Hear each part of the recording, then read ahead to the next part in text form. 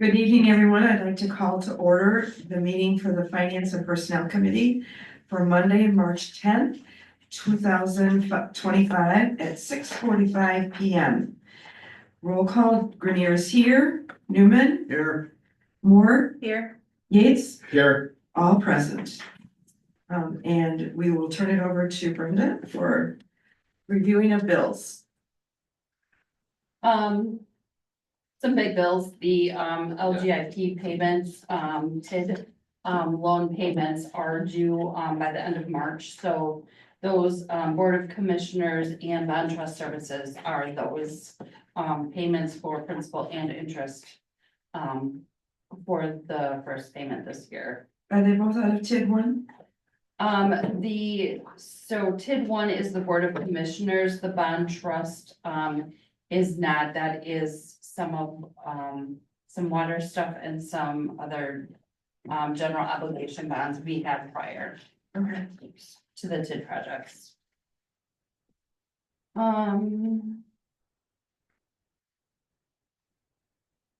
Everything else is pretty normal. Brenda, what was for the Heartland Police Department? That is, Dan has, the major investigations unit is, you use them as a backup, right, or whatever. Yeah, if there's a major crime that occurs here, it's a consortium of Waukesha County agencies that come investigate them. Okay. Cost of a detective or something like that? Detectives, routine processing, that sort of thing.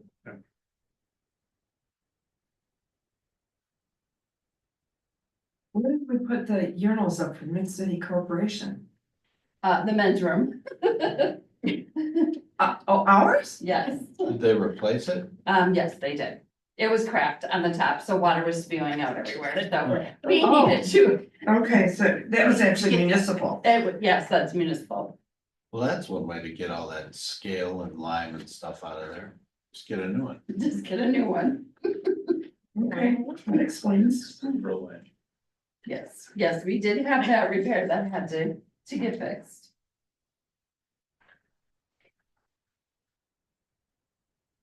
And have we heard anything further from Wendy, or had to do anything further for the ARPA expenditures? Are we all on track to have that all officially signed off on and Yeah, it allocated? should be, we have our municipal audit is at the end of the month. I don't know if Wendy's going to do part of that, but usually the Department of Treasury, we've had to file reports all along, and I haven't done the last one yet, so I'm sure that all ties it together Okay. with that, so. Musk hasn't been here then. Nope, not yet. All right. We don't have a charger for his car. And the first bank card, Adobe supplies, I assume that's just the first listing of several Yeah, it items is. that were. Yeah, so the first bank card is actually my card and Dan's card combined. And it's the supplies that we just get for like office supplies, his Adobe subscription, his, like just stuff like that. So it all falls under, both of them fall under. There's a breakdown. If you would read Under the- further, there's a breakdown. I'm sorry? If we go further down the report, there's a breakdown. She's practicing.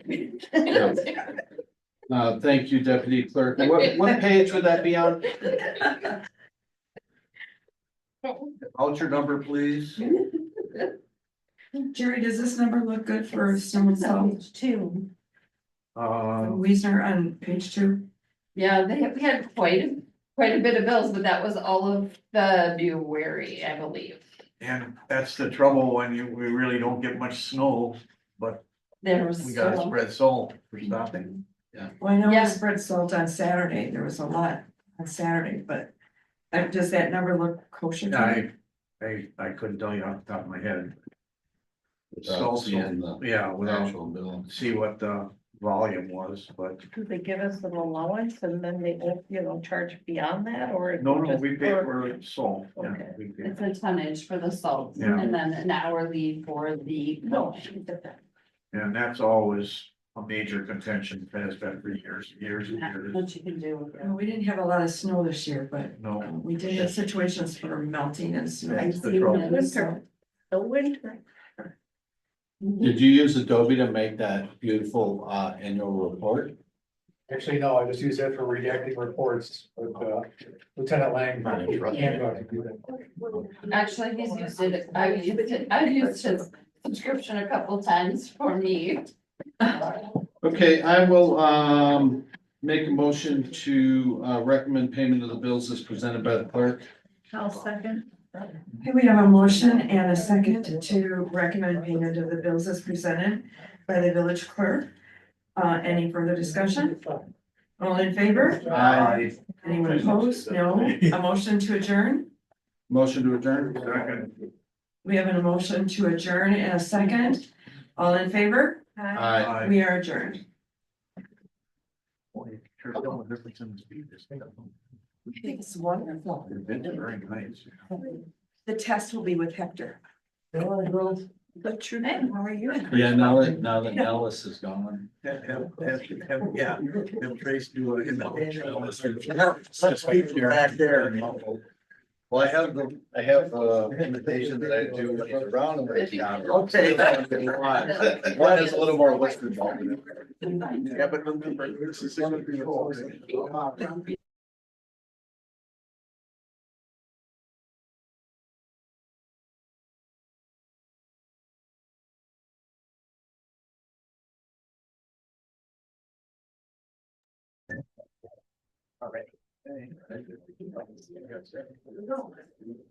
All right, good evening, everyone. I would like to call the Village of Lannon Village Board meeting to order for Monday, March 10th, 2025 at 7 p.m. to order.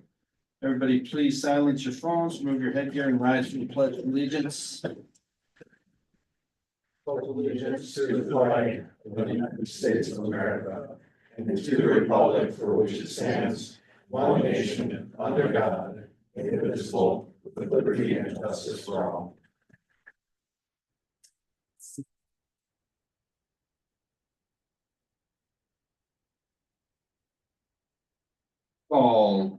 Lake, Here. Calatola Roby, Here. Newman, here, Moore, Here. Grenier, Here, Summers, and Yates is present. Statement of public Has notice. been posted. Thank you. 5, discussion and possible action on the reading, correction, and approval of the minutes from the 2/10/25 village board meeting. Did anyone have any notable corrections or changes? Hearing none, I'll make a motion to approve the minutes from the village board meeting 2/10/25. I will second. We have a motion and a second. Any other discussion? All in favor? Aye. Any opposed? Motion carries. Item 6, committee reports, finance and personnel, We're covered in item 16. legislative, Not at this time. We discussed it at 6 o'clock. parks and rec and beautification, Nothing at this time. public safety, Nothing at this time. public works, recycling, sewer. We had our pre-construction meeting for the SCADA project. And with the warm weather, I think we're gonna start the generator replacement here maybe next week. That project though is gonna go on until 2026. There's a lot of custom equipment and specialty stuff to get before we can even start to install it. So it's gonna be all year.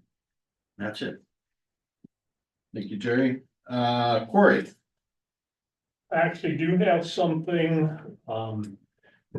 putting together a meeting with Paul Quist because the, Folly Quarry project paperwork started over 20 years ago. Couple of different attorneys involved, so working with Ben to get all parties to attend the quarry meeting to get everybody up to speed. There shouldn't be anything other than updating everything. That's it. thank you, Don. Department reports, clerk's office, got anything going on? Nothing. There is an election April 1st. In-person absentee voting will start on the 18th, run through the 28th. During office hours, you can come in and fill out ballots. The polls will be open from 7 a.m. to 8 p.m. on the 1st. We also have our financial audit. Baker Tilly will be coming in, the last week in March. Before the election, to do their financial audit for 2024. So, and then utility bills will also be everything at the end of the month, so. Thank you. You can come on in. Okay. Police department. In your packets, you should have the monthly activity plus the 2024 annual report.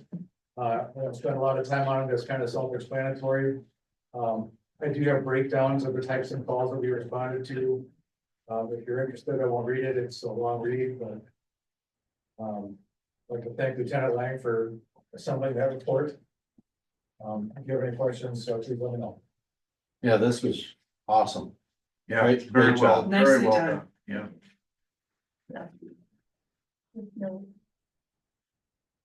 yeah. Okay, item number 8, citizens' comments. I have 2 people on the sign-in sheet. We'll start there. Mr. Summers. Question that I have, we were supposed to have people going around checking the big developments and a couple of trees from Overstone flattened or seriously damaged one of the residents back up to them. So I'd like to know, are we going to still have that done to see if these places are abiding by their agreements that they have for landscaping and such? I will address that one. We do have a report in hand. Admittedly, myself or I don't believe Ben has had an opportunity either, but I won't speak for him. I have not gone through it extensively, but we do have the report. I did get a call from this resident that you're speaking about. And I did indicate to him that if he doesn't get resolution with the developer to let me know, and I would see if there was anything I can do to help. So, Thank you. yep. That was, I think, gonna be more of a ordinance issue with, I think there's, what is it, Jerry, you're the ordinance master here, the dead or nuisance Yeah. trees. Oh, yeah. So this was in an area of greenscape or, nature in between the properties that had some dying or dead trees in it, and one of them flew over.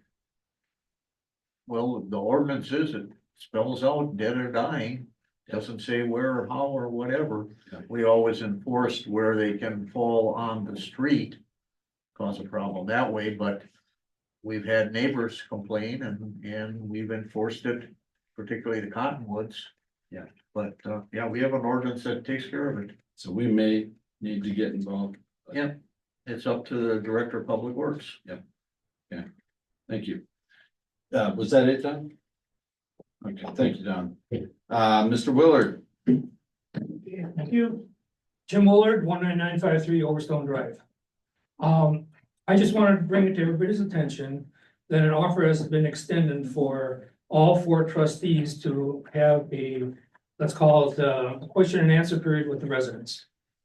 Through no lack of effort, we could not find a impartial, out of community moderator. So we're not gonna call the forum because that's not what it is. It's an opportunity for residents to be able to talk to as many of the 4 candidates as want to show up to voice concerns, ask questions, and just meet who they want to represent them.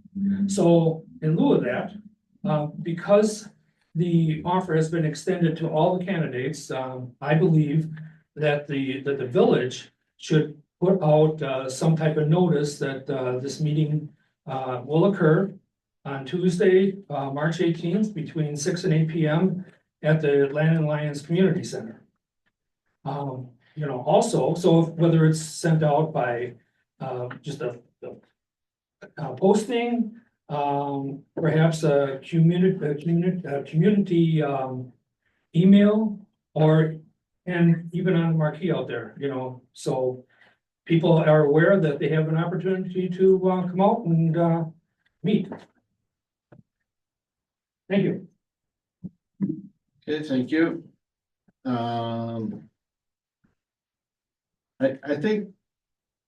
I think the notion of these is a good idea. I've been a proponent of these for several years, actually. The problem is that the village itself can't really organize these things. They're typically done. And my ex-wife used to conduct these when she was the executive director of the Chamber of Commerce in Menominee Falls. Menominee Falls used to have these all the time at the high school. They would be recorded and broadcast, and they would bring in like John Mercure as the moderator. And they're a really, really good tool, I think, for the electorate to get a sense of who the candidates are and what their positions are. So I like the idea of pushing something like this forward. I think, unfortunately, as is often the case, we got kind of down to the wire and there wasn't really enough time to properly plan and execute probably this time. But I'm hopeful that going forward, we can do that in the future. Wink, Jim. Well, regardless, it's gonna be held, so whichever candidates want to show up, that's fine. Yep. Any other citizen comments? Question, Patrick, because there is the possibility of over 3 trustees there, this will have to be noticed. I already asked Brenda to notice it, I just just in case. want to make sure there's no. Me too. Okay, any other citizen comments? Yes, sir. Who is the person to your left sitting on the board? This is actually Trace Hummel. He is with Von Briesen. He is also our counsel. When Hector is unable to make meetings, or it's an area that Trace has more expertise in. That was, you know, George's name and address, Brenda. Yeah. George File, 19583, Eagle Pass, Landon, Wisconsin. Thank you. All right, any other citizen comments? Okay. All right, we'll move on then. Item number 9, discussion and possible action on approval of hiring a new officer for the police department. I see that's the gentleman in the suit. Lieutenant Nate Giannini. Nate is a 2016 graduate of Carroll University, magna cum laude with a bachelor's in criminal justice and a minor in sustainability. Spent 4 years in the Army as a cavalry scout, honorably discharged. Earned the RAC campaign medal with 2 campaign stars, Army Commendation Medal, Army Achievement Medal, Valorous Unit Award, Army Good Conduct Medal, National Defense Service Medal, Army Service Ribbon, Overseas Service Ribbon, and other awards. He spent 1.5 years in the Army National Guard. He's currently employed as a firefighter paramedic in the Western Lakes Fire District. That's his full-time job. His previous jobs include New Berlin Fire Department and Tishigan Fire Department, where he was a fire paramedic. Also, he worked for the Wisconsin Department of Correction as a probation and parole agent, where he was selected by his peers to receive a leadership award. He has 5 years on New Berlin Police Department as a motor officer, advanced traffic and truck law training. He's an instructor in several disciplines, including professional communications, defensive tactics, and others. He passed an extensive background check, and he would be a great fit for our motor unit. So. Born to serve. Yeah. 19 Delta? Yes. What made you choose Landon? So a friend of mine, who just retired as a motor officer, he taught me to be a motorcycle police officer. He just retired and he was, partners with, the chief when he was at Milwaukee PD. So he suggested it and I contacted the chief and things kind of went from there, so. How You much, just wanted to come and ride our Well, bike. absolutely, yeah, I love riding. I'm also a motorcycle safety foundation instructor as well, so I just received that last year. and you'll have time to pick up shifts here with all those other obligations? Yes, sir, I work 2 on 4 off at Western Lakes, so Oh. plenty of time off. I thought the police chief was gonna be flipping pages with all the accolades. I didn't realize he was gonna read all those. We appreciate your interest. So Anyone care I to make a motion that we accept the presentation of the new officer for the police department of Layton. Second. Second. We have a motion in a couple of seconds to accept Chief Bell's recommendation. Any other discussion? All in favor? Aye. Any opposed? I dare you. Welcome.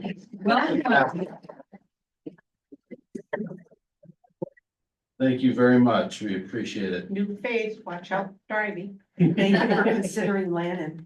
Thank you for the opportunity. Make sure he has our license number. Yeah. It's a gray Toyota Tacoma. He told you we don't have any M3 Bradleys, Yeah, right? right, yeah, no.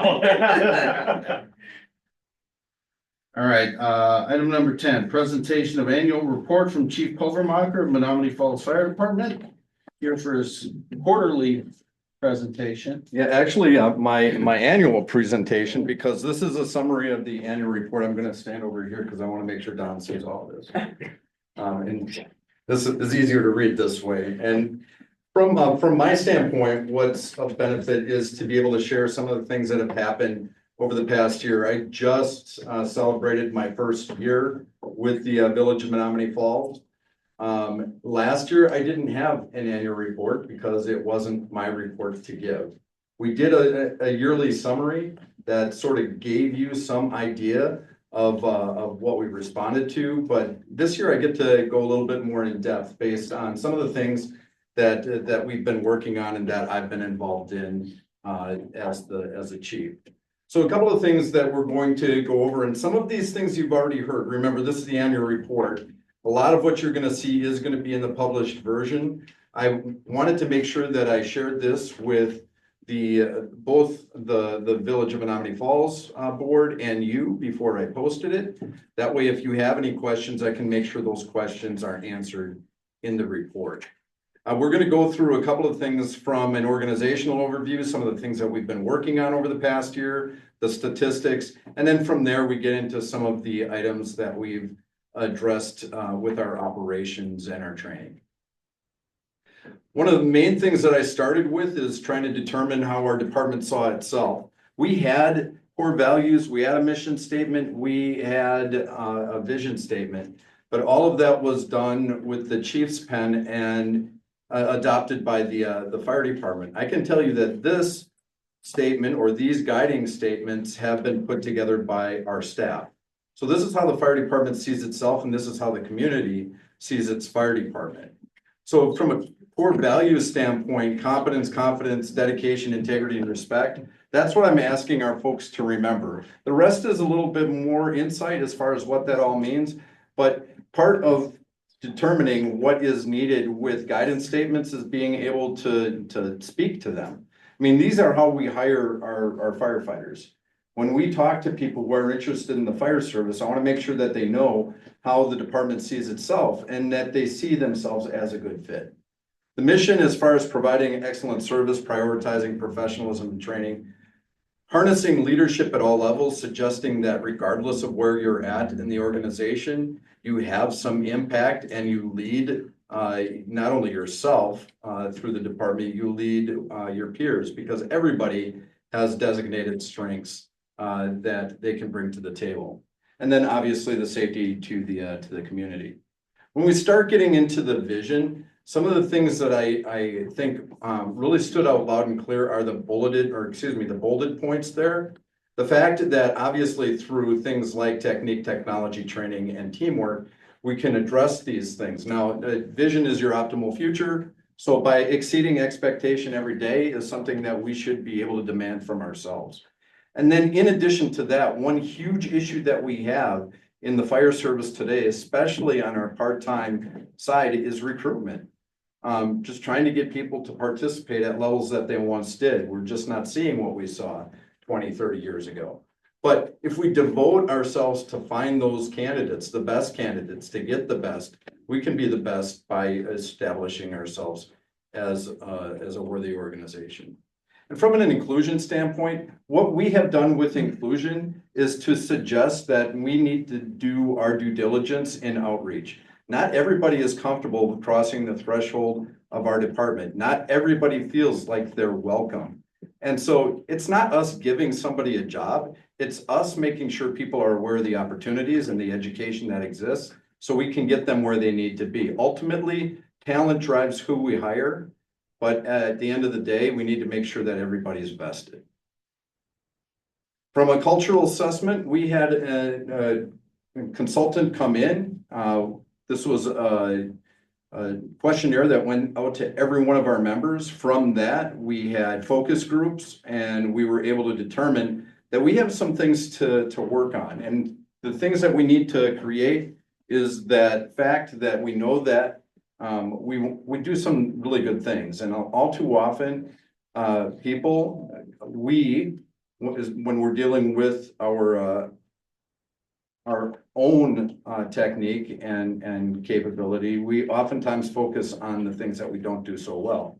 There's a lot of stuff that we do really well. So we need to celebrate those things. We need to set people up for success. We need to make sure that we have a really good idea of what our generational impact is, and the fact that not everybody learns the same.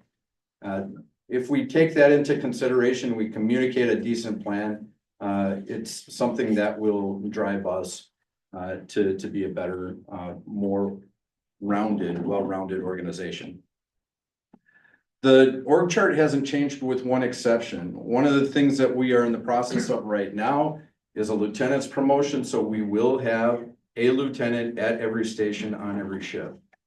Up until this year, we haven't been able to do that. We had 6 lieutenants and basically 9 different opportunities. What that does is it takes away from our first line leadership and our ability to address things at the lowest possible level. So anything that needs to be done from a training perspective, anything that needs to be done with a mentoring perspective, or even sometimes a discipline perspective, is done at the appropriate level, and people learn from their first line leaders. We are at about a 50-50 split right now from our career to our part-time. That's good, but one thing that we're trying to anticipate is the direction of our workforce. And if we know that we're going to have a tough time getting part-time people, and I always think that we are going to have room for some part-time people, especially our entry-level firefighters who need education and experience. They need a place to go. They need a place to get that. They can get that through us. But I do know, if I'm looking at this realistically, that in the next 10 years to expect half of our workforce to be part-time, that's not the way it's trending right now. And so we have to be aware of that and then gradually address that, so we don't have an issue where we have to put on 20 people at one time and then have a spike in the overall budget, which impacts a lot of different people. So we have to plan for that.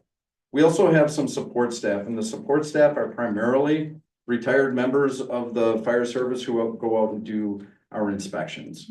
We also have some clerical staff that help us out that are not sworn firefighters. From our budget perspective, we had a 9.5 million budget last year. With that, we did have, and I think I have it in here, I'll make sure that our influx from Lannon was about 350-ish thousand. Do you remember? Last year, 362. Yeah, so that's what the influx was, or that's what we received from Lannon. The rest of the $9.5 million operating budget was covered by Menominee Falls. The program expenses, this gives you an idea of what we spent our money on. And obviously operations at 80% is our biggest outlay, and that's personnel, in many situations. From a revenue standpoint, there you go, 359,000 is what we saw come in to the fire department based on the Lanning contract. We do have 2% dues that we put into our budget, and then obviously ambulance fees cover a portion of that, and property taxes a good majority of it. From an incident standpoint, the Menominee Falls, Village Menominee Falls Fire Department responded to 5,600 calls. It's the most amount that we've responded to ever in the existence of our fire department. And you can see, and I'm gonna point at the screen and maybe you can catch it, but you can see the trend right here for the last 5 years. And this just gives you an idea of what we're doing month to month. And so there's 3 different years addressed here. The reason I go back 3 years is if we're gonna be writing a grant, especially through the US Fire Administration or FEMA, they're gonna wanna know what our last 3 years look like. And so this gives you an idea of what we've done year to date. This is total Menominee Falls. So this is both Menominee Falls and Lannon at that 5632 is what they had there. And then here's Lannon specifically. We're down a little bit, down 18 from last year. But if you look at the trend, so this gives you an idea of the last 10 years. So we've been doing this, it's our anniversary, it's our 10-year anniversary. There was no cake, but we can see what we were responding to when we first started and where we're at now, and we know what the trend is. So I put the standard deviation marks on there because that gives me an idea if we're up or down too much. So one of the things, if I was chief at the time, I would have looked at 2017 and asked a lot of questions as far as why did we respond to more incidents that year? Everything else seems to be within that standard deviation. So the fact that we're down 18 or would be up 18 this year really wouldn't necessarily impact what we do operationally. And we do know, and one of the things we do know is that Lannon is one of, if not the fastest growing communities in the state of Wisconsin right now. So we anticipated that we were going to see some influx as far as call volume. Another thing that we looked at is when are we responding to these calls across the board, regardless of municipality. And we're finding that the day of the week is between Monday and Friday when we respond to the most. And then from the time of day, it's anywhere from 8 o'clock in the morning till about 10 o'clock at night. So what we're doing with that information is right now we're covering some peak times with an extra ambulance. That's where we're seeing most of our calls. So Monday through Friday, we're putting on an extra 2-person ambulance crew just to cover some of those things. When I presented this to the Menominee Falls board, that day alone, we had 6 ambulance calls at one time where we had to call in ambulances from a different municipality to cover our response. So it is something that we have to be ready for, and we know from a call projection standpoint that this is realistic at this point.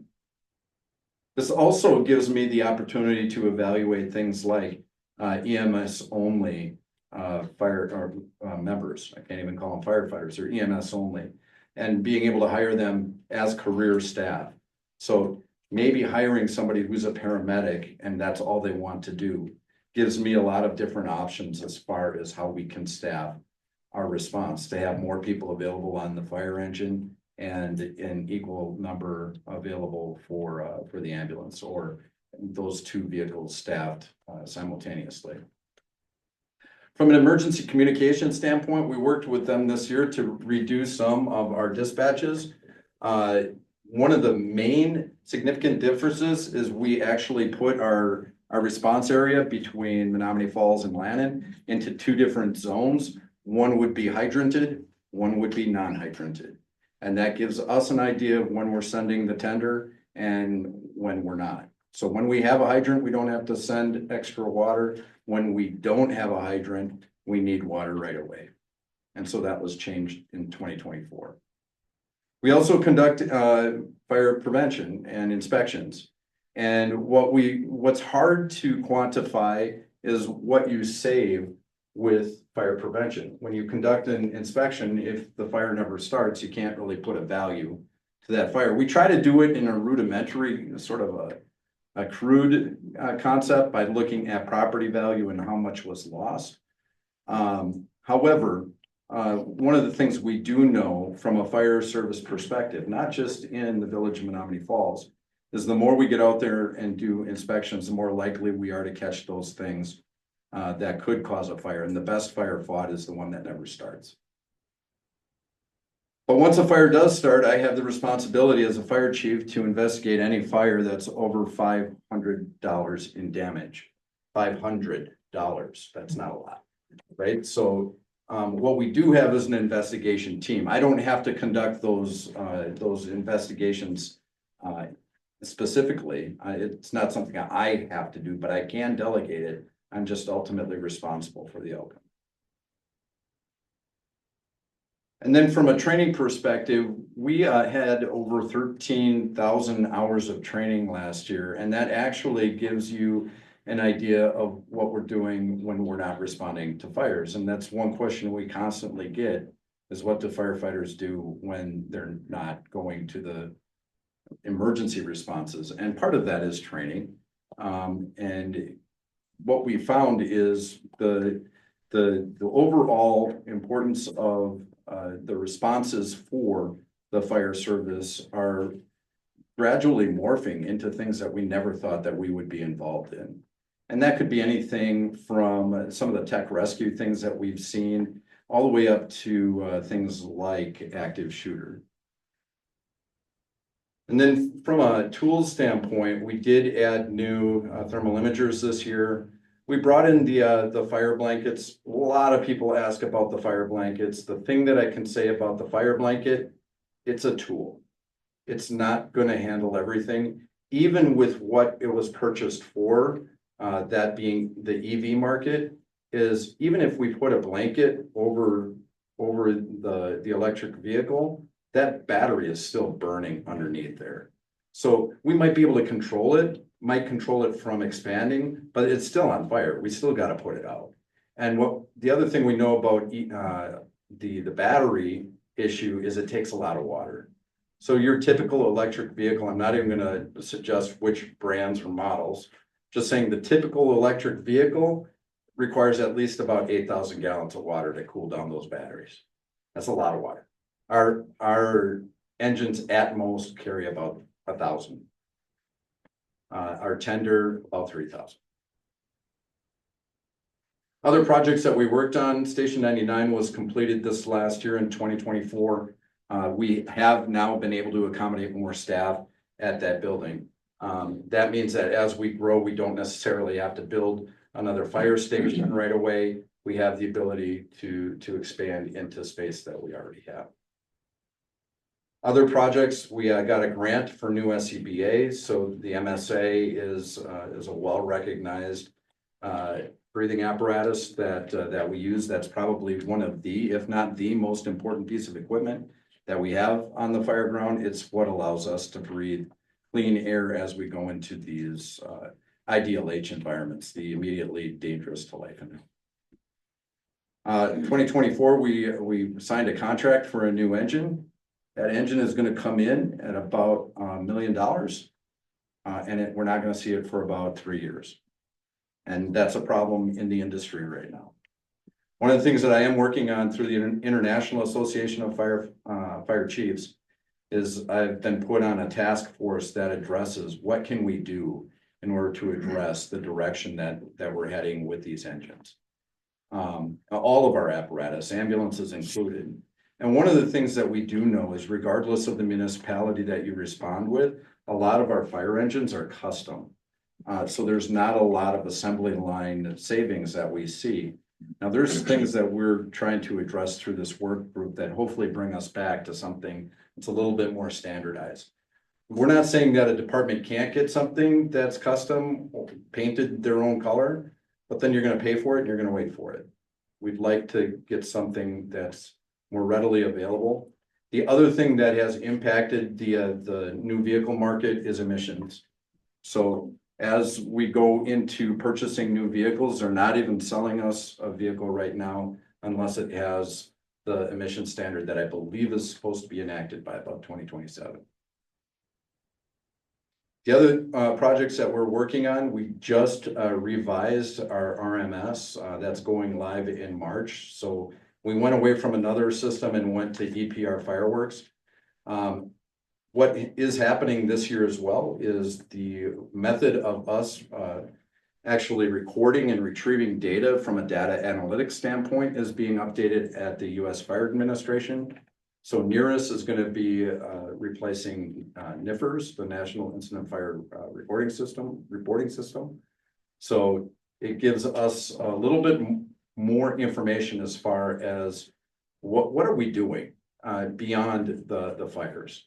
And one of the things that I would point to is most fire departments don't do a really good job in reporting it in a standard fashion. Whereas in law enforcement, I don't want to speak for law enforcement because they're right back there and they can speak for themselves.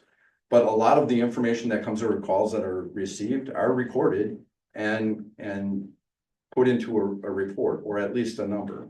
We don't do that in any regularity as a fire department. So even people that call in just asking questions that they would have to call somebody for, we're not keeping track of that.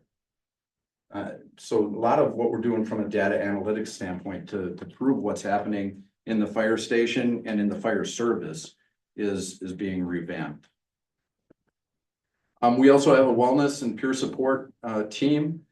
This allows us to address some of those things that happen from post-traumatic stress, critical incident stress at the at the entry level, allowing firefighters to talk to each other, to be able to identify those things that are going south and maybe somebody who needs some additional help.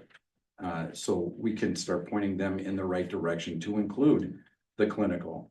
And Charity, the fire dog, or the comfort dog, Lutheran Services provides that. They come and see us at least once a month, sometimes more. Couple of milestones. We've got some people who have been on for a while. We recognize and celebrate the 2 years because that's typically probation, and it suggests that we have people that are committed to the department. 10 years, obviously. Of note in here, Kevin Porter, you guys should be familiar with. Kevin is one of our inspectors, and he's been with us for 10 years, helping out with inspections.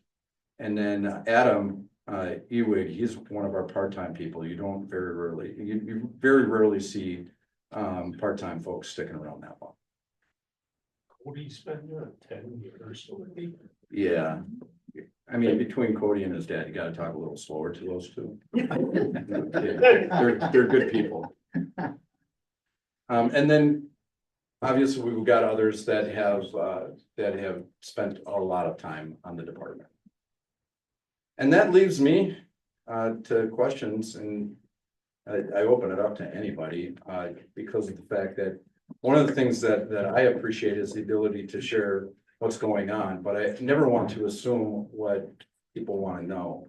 I actually had a really nice conversation with the Optimist Club not too long ago, and some of those questions I just take for granted. So I'm looking forward to anything that I can do to answer questions. Yes, sir. So I have a question for you. Actually, I have two. Okay. The first one is, does your department or Menominee Falls charge for 911 calls after they get over a limit and they're no cause?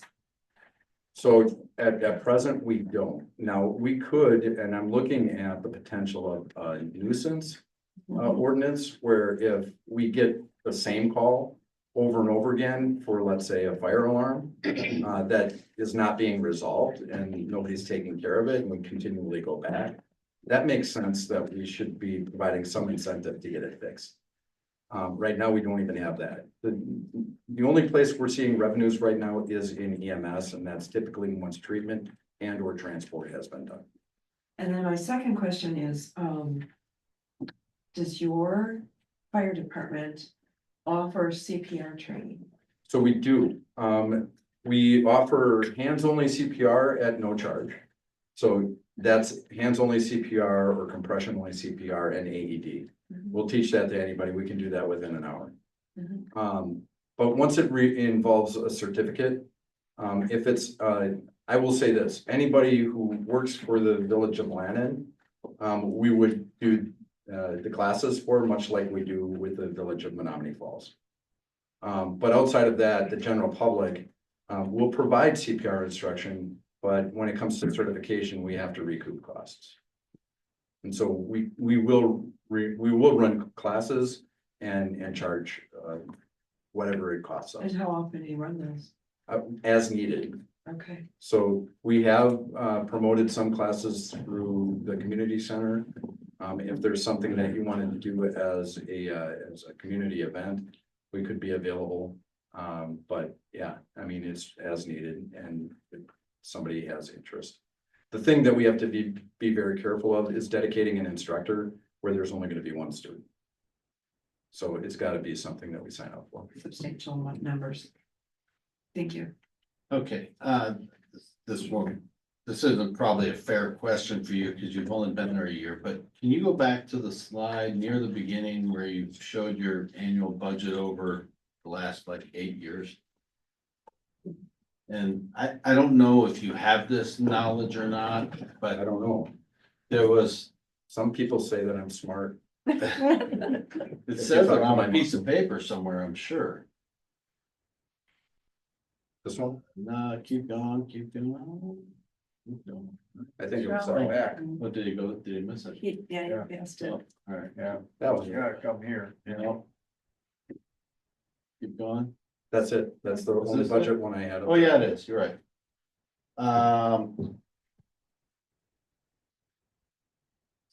So there was a big jump in 2020, but then it was pretty level for a while there, and then big jump in 23, big jump in 24. And do you have any sense of what's causing those big jumps? Is it simply the cost of wages and personnel? Is So it yes. capital investment? So 22 and 23, I know that those 2 years, the department spent a lot in overtime. Before my time, I can't exactly tell you why that happened. I can tell you that when I stepped in, I eliminated some of the standbys that we were doing. It's not that I didn't want to be at community events. We could still send people on duty, but to hire them in off duty was creating a jump in our expenses. The 2024, remember, we put on 14 firefighters. And so even though that's a Safer Act grant, what we have to do is take whatever money we have so that we can adjust for the levy limit. Because the last thing we want to do after 3 years is say we don't have the money and then have to let people go. So we've tried to adjust the budget so that we don't have that spike. We have expenditure restraint, and we've addressed the levy limit. That's full time. Mhm. And we still have part-time folks, and we'll bring part-time people on. But the more predictable staffing level is that with your career folks. So do you expect that 1.3 million a year roughly is gonna be the trend going Well, forward? it's not actually, this year's budget is going to be about the same, maybe a little bit less. Because of the fact that I had a slight surplus. I say surplus, it went back into general fund. A slight surplus with our personnel line. Because I didn't put people on, I didn't increase our staffing. Because I wasn't exactly sure what I was gonna be seeing from a trend standpoint at the end of the year. And I should have put more people on because that surplus was then taken away for this next year. So some budgeting that I have to address moving forward, because the intent was to make sure that we were able to put more people on per day. We'll be able to use it or lose it. That's what happened. And then when you buy a piece of equipment, the engine that you mentioned, $1 million, when do you guys book that or put that into your budget, or do you spread that out over a number of years? We can't do anything in the way of borrowing per se until we have it. I mean, from an accounting standpoint, when they do the audits, they want to know that what they borrowed for, they have the ability to spend. So years ago, you used to be able to put down money in advance of constructing the vehicle, and it took about a year to build the vehicle. So you could typically, if you put in your purchase request in January, you'd likely see your engine or your piece of equipment by the end of the year.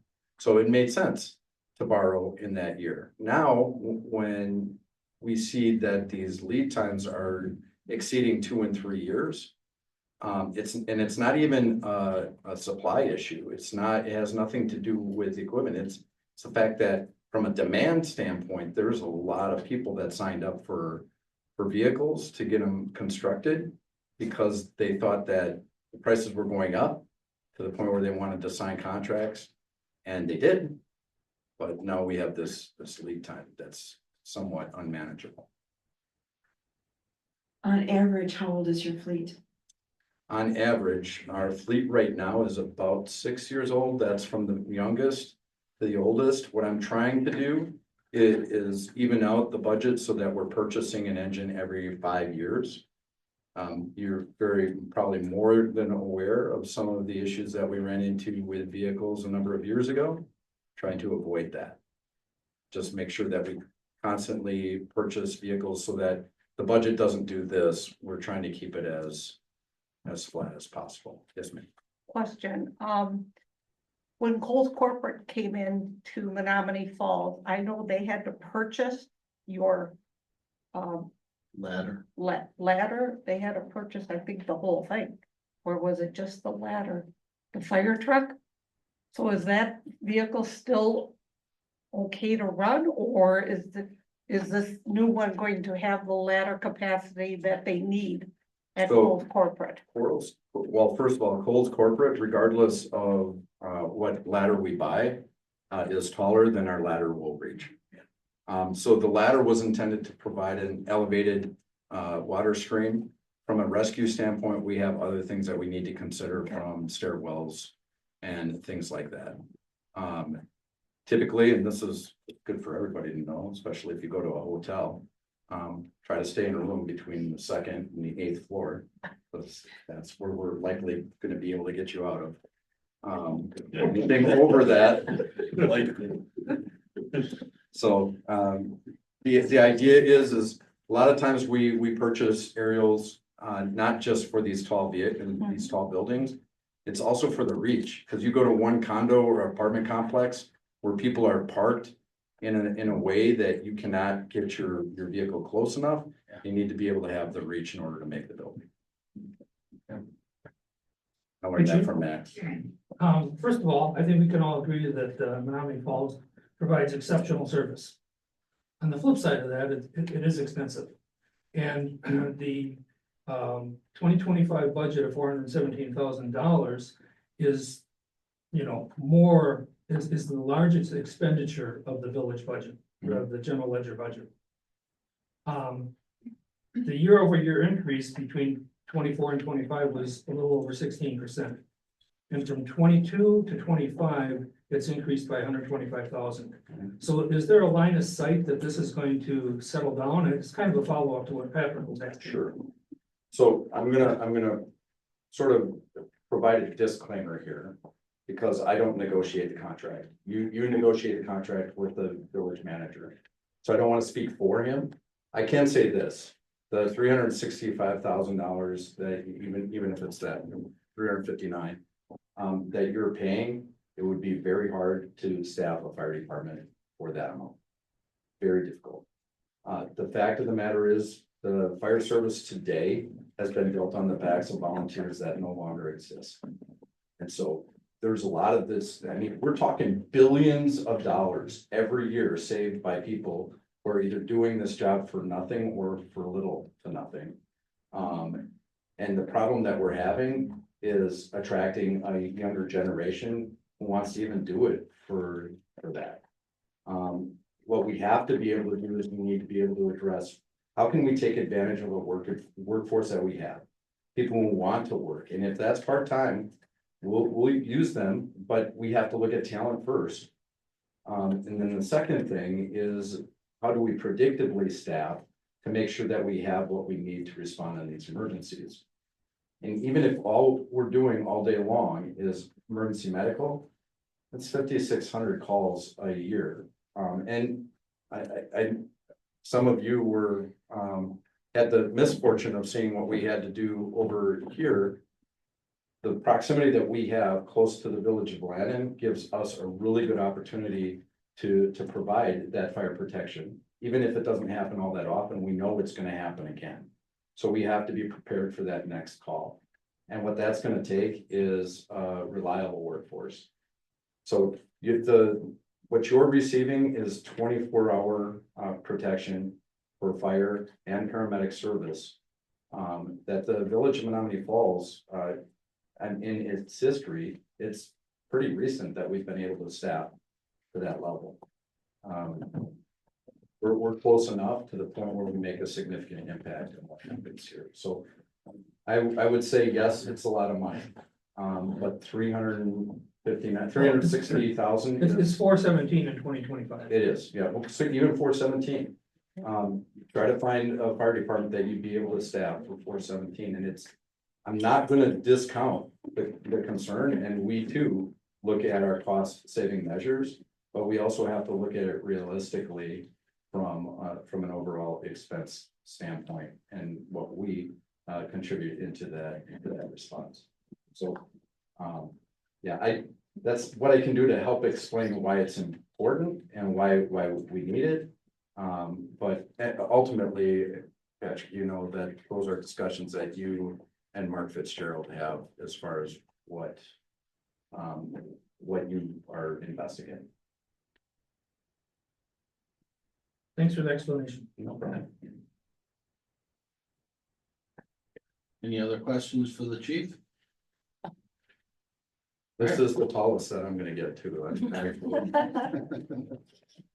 I do thank you for your time. I mean, one of the things I think we talked about is the fact that I think, Don, you said it, just having this ability to explain what's going on, to be the face in the room every once in a while, especially when people have questions. Thing that I would ultimately recommend anybody do is, if you want to see the fire department that serves you, give me a call, give us a call. We'd be happy to set up those arrangements. If you have any additional questions that you think of beyond this meeting, my contact information is available on the website, and I welcome those discussions. To what you just said, I have to at least admire. And I have taken a tour of the fire department on Lily Road, because I took a CPR class there. And then afterwards, they gave us a tour of the building and a tour of the fire truck along with the emergency vehicle. And it's just awesome. If you get a chance, you should do it, because it's an eye opener. It's a definite eye opener, what they do, and sleeping there and being a 24-hour call and stuff. It's definitely an eye opener. 1974, I did that in the village of Butler, and here I am today. Yeah. So thank you so much. Well, thank you for sharing. Thank you so much. Thanks for having me. I have a small comment to make. I thank Chief Overmacher for coming. I've been coming to these meetings for the better part of 20 years. This is, to my knowledge, the first time the chief has visited us several times. And I'd like to thank him for that, for taking the time out. We're 4% of this budget. And I think it's important that people realize, yes, it's a lot of money, but if you've ever been involved in a volunteer department, the training and the cost of the equipment. And I had the unfortunate of having them to my house to pick my wife up. I don't think it was 6 minutes from the time I called 911 until she was wheeled in the door. Yeah, community. So we have excellent service. They're also here. What is kind of nice is the awareness walk. They are here. They do take the time to speak to the people. They offer a handful of classes. They've got the citizen fire training. I don't remember what it is. The Academy, that'll be in September. And they do have a Facebook page. You want to stay ahead of what's going on there. It is actually a nice Facebook page. My daughter calls that old person social media. We're only so far with social media, we need to do better. Thank you so Yeah, much. thank you again. Thank you for having me. Okay, item number 11, discussion and possible action on building permit fee schedule. All of you are probably wondering, why are we talking about this again? And I have to confess, it's because I don't feel that I was perhaps as prepared as I could have been for the last meeting when this was on the agenda. If you'll recall, there's a project that's currently happening up at the elementary school, and I think it has brought up what I see as maybe an unintended consequence in a previous decision. I'm bringing this up with the notion that there are 3 possible outcomes here. One of which is that at the last meeting, everyone did in fact understand what we had decided, did in fact feel like they had all of the pertinent facts and context related to it. Another outcome is that we adopt or decide to make a slight change to how the calculation is done for certain types of inspections. And I've lost the third option. It'll come back to me. One of the things that I mentioned as I was talking with Paul about this is I think we left the last meeting with the notion that a fee of these kinds of dollar figures that we were talking about and throwing around like $117,000 or whatever was, I don't know if commonplace or common is the right term. They do happen, but they're rare. After our meeting, it wasn't sitting with me very well that we were going to charge the school district $117,000 for these permits. So I started to ask myself, well, why did the buildings and grounds person feel this was so out of whack? Why did he seem to think it should only be $10,000? So I started doing some digging. And I said, well, he must have something in his perspective, in his scope of duties that has led him to believe that. So knowing that the district, having kids in the district for 20 years, knowing that they've done a lot of additions and remodels to different schools throughout the district, and knowing that they cover 3 different communities or municipalities, Menominee Falls, actually 4, Lannon, Lisbon, and Sussex. What I did is I started going out and looking at their permit fee schedules and trying to understand what their past experiences might be. And understanding that Lannon would not be included in any of those scopes because it had been quite some time since they had really done anything at Lannon. What you will find is that in every other community that surrounds us and that the district encompasses, I don't know if they dip into Pewaukee, they probably do actually a little bit. In Butler, yeah. So I didn't pull those, I just did geographically neighboring, although Pewaukee does too. These three that I've provided examples for, and they're, the first several pages of this packet are actually just the two versions of ours, but you'll see the first one with the green at the top, that's Sussex. Or excuse me, that's Lisbon. The one after that is Sussex. And then the one that was difficult to print, surprisingly, is Menominee Falls, because they just have theirs available on a webpage. So that's 3 pages. And I highlighted on there's the couple of instances where they do a per $1,000 in value calculation. So the reason I'm bringing this forward is I wanted to provide this additional information, make sure everybody really understood what we were deciding on, and then make a final decision. We'll move forward from there. I'll let it go. The other thing that was brought up, and I told Paul, and I could be wrong, but my impression for myself at our last meeting was when Paul stood there and held up the building permit form and said, you know, we asked him, well, the building permit form is correct, right? Yeah, oh yeah, this form is correct. And he's right. It is. But what I failed to realize at the time, and I'm guessing some of you did, not having the form in front of us, there are no numbers on this form. There are no dollar amounts on this form. I had made the assumption or the understanding that that there was probably some indication of what those amounts were on here. They do a self-calculation and it should be easily stated here.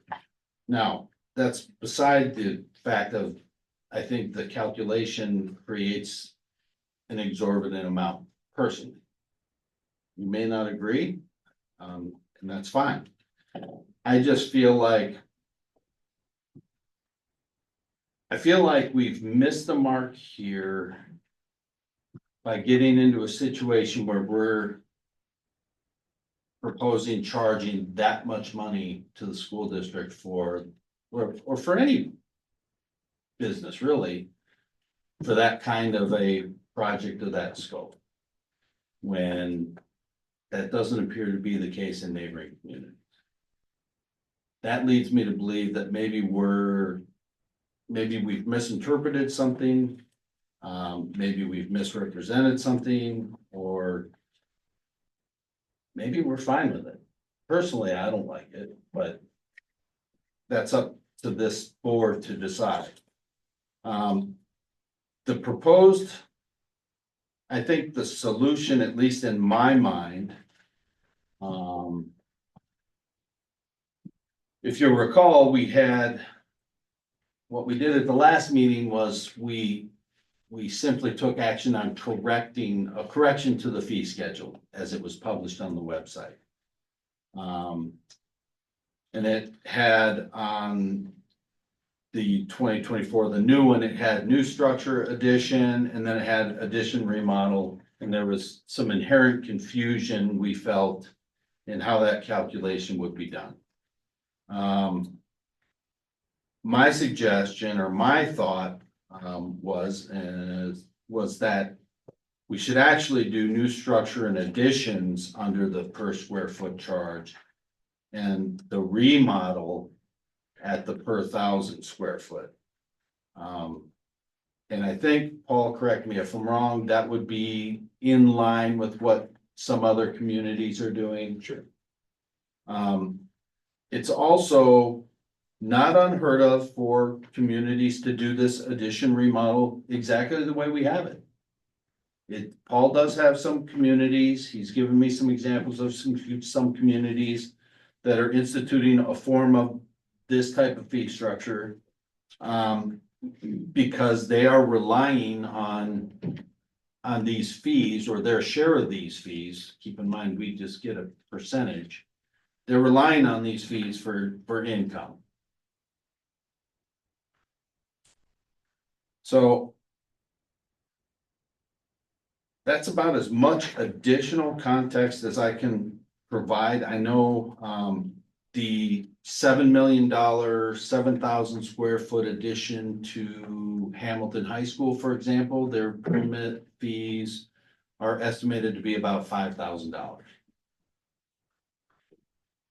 This is a $9 million 13, how many square feet are they adding, Paul? 13 or 16. I think it's 13. 13,000, I think. Yeah, $9 million, 13,000 square feet. And we're proposing charging them $117,000. Just a little. It just doesn't sit well with me. No. So I just wanted to bring this back with some additional information, some additional data points. I'm not implying that anybody did anything wrong or nefarious here. I think we as a board perhaps just didn't. I think there were two areas that we may have come up a little short. A, when we made the first correction in 2024, I don't think we really grasped the full gravity of that subtle change to the fee schedule. When we accepted it, maybe we didn't question that enough. And then when we updated it, we didn't, we just didn't, I don't think we took that into context. I do recall my third option. My third option would be as a solution, possibly a hybrid type solution where maybe it stays new structure and addition remodel, but it's 13 per thousand of project value up to X number of dollars, and then it's this, or some form of that where we're able to restrict it from kind of going exponentially, what I call off the rails.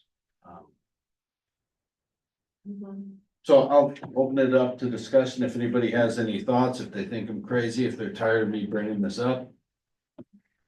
For our surrounding communities, the one thing that I noticed here that I hadn't before is that in Menominee Falls, when they do refer to a $11.50 per $1,000 value, it's only applicable in structures that cannot be easily calculated square footage. It's obviously for towers and things like that. I tend to agree with you that in the circumstance of the school, it is an out of line amount of money, and that is money that is taxpayer money that could be going, towards the improvements to the school. So, but even if you take that and apply that to general, maybe construction in the community, I think it would be a deterrent from businesses wanting to build here or remodel or expand or, so I agree with you, Patrick. I think that we need to do something that puts us more in line with the communities that surround us. It would be really nice to have $100,000 flowing into our budget, but not. 20,000, Yeah. because we get 20%. We only get a percentage in quality. Right. 40? 40? You got a 20% admin fee plus. Sporting. Yeah, it just seems like we made an assumption based on what we thought was a common practice, which upon your further digging into is not maybe commensurate with what the communities around us operate under. Jerry, you disagree? Yeah, I disagree. Well, I paid these all over the world, but we don't have, and probably won't have quite too many multi-million dollar projects going on in Lannon. So again, this is so insignificant to what the actuality is in Lannon. We have no land. We don't have anything left where we're gonna build skyscraper or anything. So yeah, it's a one-off thing, but when you build multi-million dollar projects, you factor in the building permit when you're estimating the job. Or when the owner is looking at, because the owner normally purchases it, they're looking at their cost and their budgeting. So It's a cost of doing business. Have you had any feedback from them? From whom? The, construction? It's at Landon Street School, correct? Landon Elementary, I have not spoken to the contractor, no, On this exorbitant fee. no. Okay. What I know is that they did take out early start permits. They worked on those. This was an issue that I intended to bring back to this meeting. I instructed the district to instruct their contractor not to exceed or do any work that exceeded their early work start permits. And because then the permits triple. And they made decisions based on that. So you've got some counterpoints, so. Trey, what do you think, or aren't you involved in? I am not allowed to make the policies, yeah, No. Trace is, He'll tell us if we're gonna break the law, so far so good. hopefully. Yeah.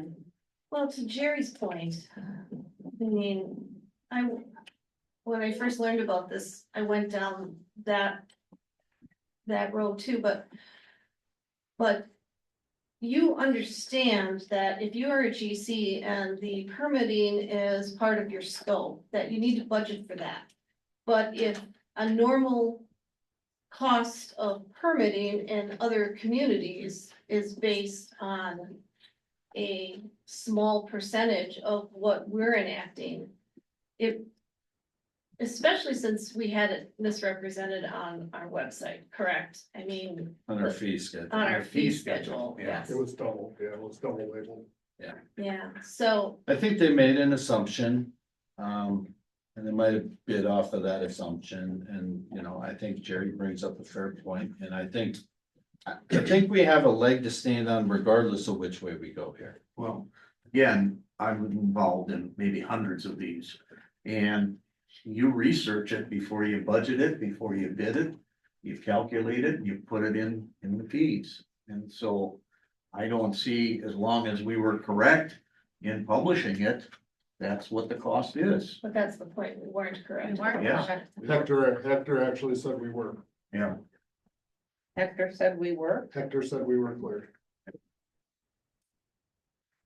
So this would be a change to the fee schedule to adjust, to accommodate this. Just to be clear. Well, and it wouldn't be just to accommodate this Well, no, I project, mean, this would be well, a this would philosophical accommodate it. change, policy Right. change It going will- forward, to Yes, be clear. it's a permanent, it would be a change. For that entire section of the fee schedule, yes. Okay, anybody else have any other thoughts on this?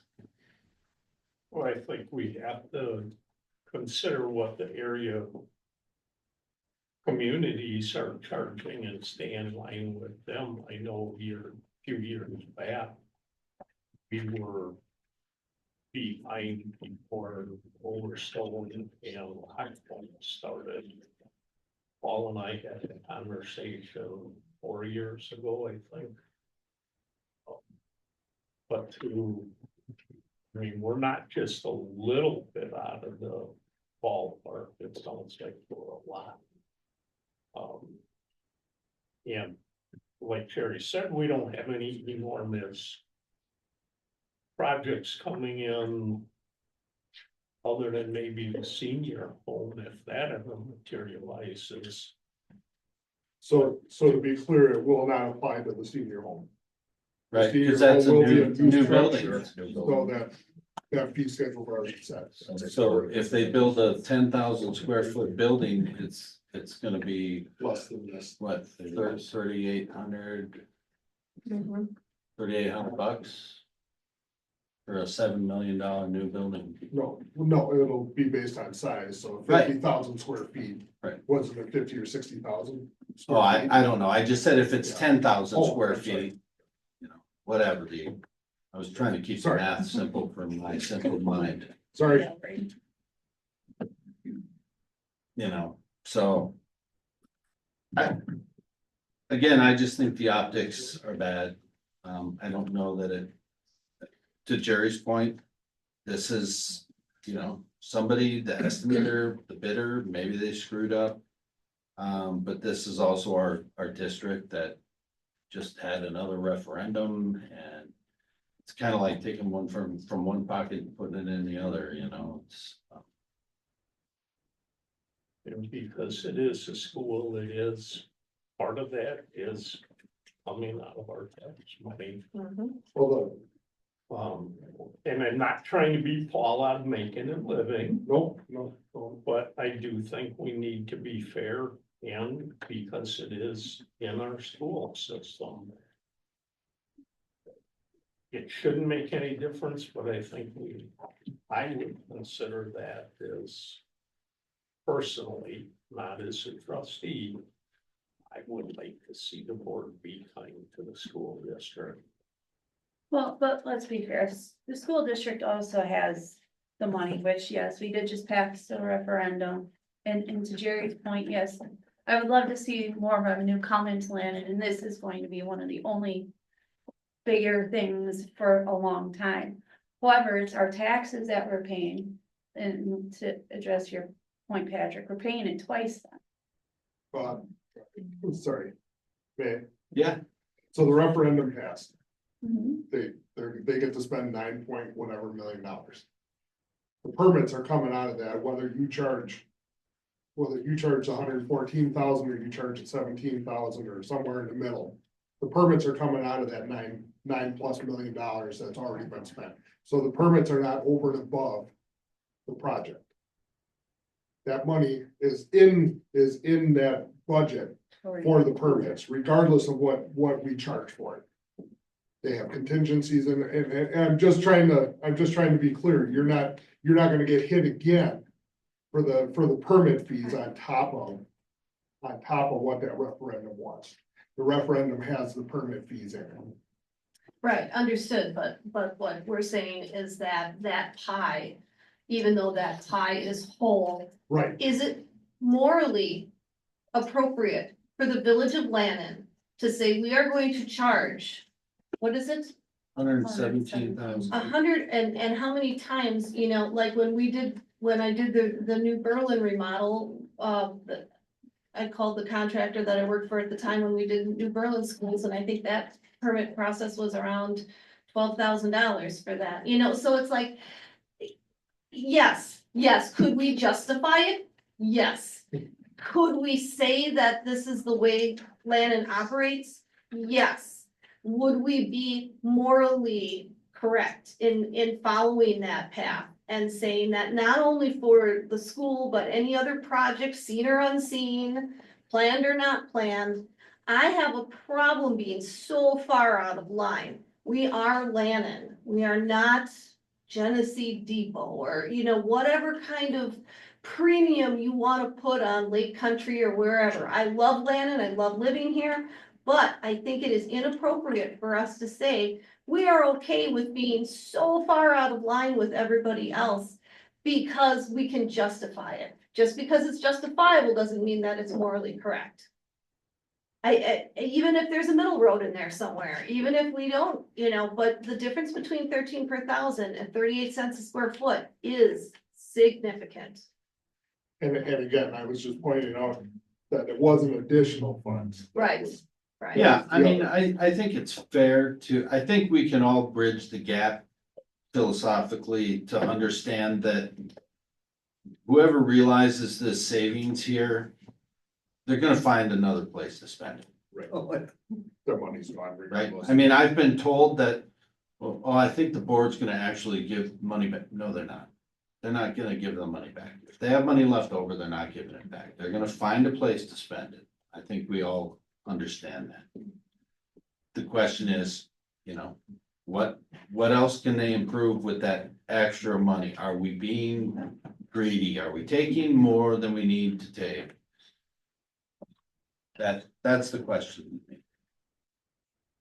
Right, and I would like to isolate that And not put it in the lens of, well, if we don't charge them this much, there'll be more books on the library shelves, or I'm not even gonna look at that, I'm gonna look at what is right for us. Let's say there is no project and it isn't a school and and we're just doing this as policy. We should be adhering to a reasonable amount, which I would base us off of what other municipalities of our size, regional location, and growth, are doing. And so my vote would be to stay in line with our neighbors so that we are not seen as the, perpetrator of a scam when it comes to building fees. Couple of things that you mentioned there. So I would say, Menominee Falls and Sussex have far more opportunities to collect fees than we do, right? Oh, yeah. They are geographically larger, they have more, commercial zoning, so on and so forth. So I will put that out there. Lisbon, not so much.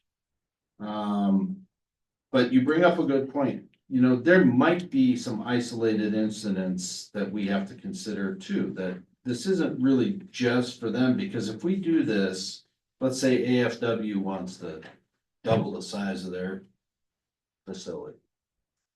There's going to be, we've got to think about those things too.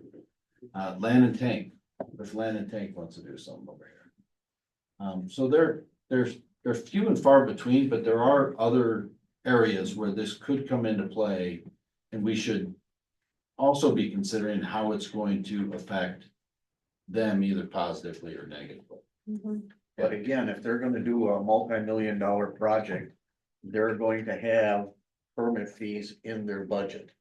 They're not gonna say, I'm not gonna do a multi-million-dollar project because it's gonna cost me $100,000. It's just the cost of doing business. But it's not in a different municipality, so they could make that move to a different municipality where it wouldn't cost them $100,000. Let them go. Great. Any other thoughts or? But how do we go about making that adjustment for Landon Elementary, and then later on, as was pointed out, AFW wants to add on, or the container wants to add? How do we go about just making adjustment for them, but not making it applicable to anybody else? We don't. We don't. That's it. So we have to be consistent. Yes. The changes for all or for none. Yeah, Right. it's not Exactly. selected. I just want to remind everyone, this is about the fee schedule in general. I know this is being teed up because Yeah. of the school situation, but, and so that's part of what your decision should be, but you need to consider all other businesses and stuff in the future as a general policy, and so you should not be giving any favors necessarily to the Right. school or whatnot. That can play into your decision, but it's also, this is what's gonna apply to everybody. Yes. That's how I feel.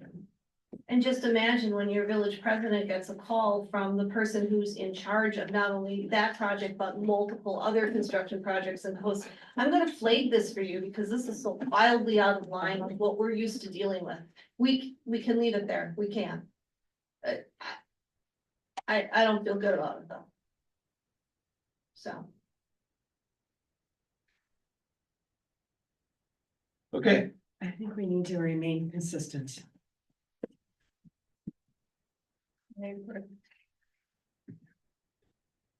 so does someone, I would look for some action here then, in the form of a motion to either keep the fee schedule the way it is, or make a recommended change to the fees, well, my recommendation anyway, for whatever that's worth, to change to the new structure additions, move additions up into the new structure. Schedule or. No, I wanna hear what you have to say. Yeah, I wanna hear what you have to say, Oh, no, I. cause you're sitting there going like this. So I don't have a problem with us changing it back. Okay, In 2023, I was approached and asked for a new fee there. I proposed that. No questions were asked, I have 3 communities that are pretty close to this fee schedule. Then how Shaniqua, did we you try get- not to come, but unfortunately, they're not in this area, they're not quite the same size. It is what it is. I don't have a problem with us adjusting this fee schedule. What I want to point out though, is that we've asked for the fee schedule. We proposed it, it was adopted in 2024. I made a mistake on the paperwork that went onto the website. Hector clarified it, said we're good to go with it as long as it was part of the, as part of the original, that it was part of the program when they applied for the permit. So, which it was. So we came back, we clarified it again, we voted on it again, and the discussion was 114,000, 17,000. It went through unanimously.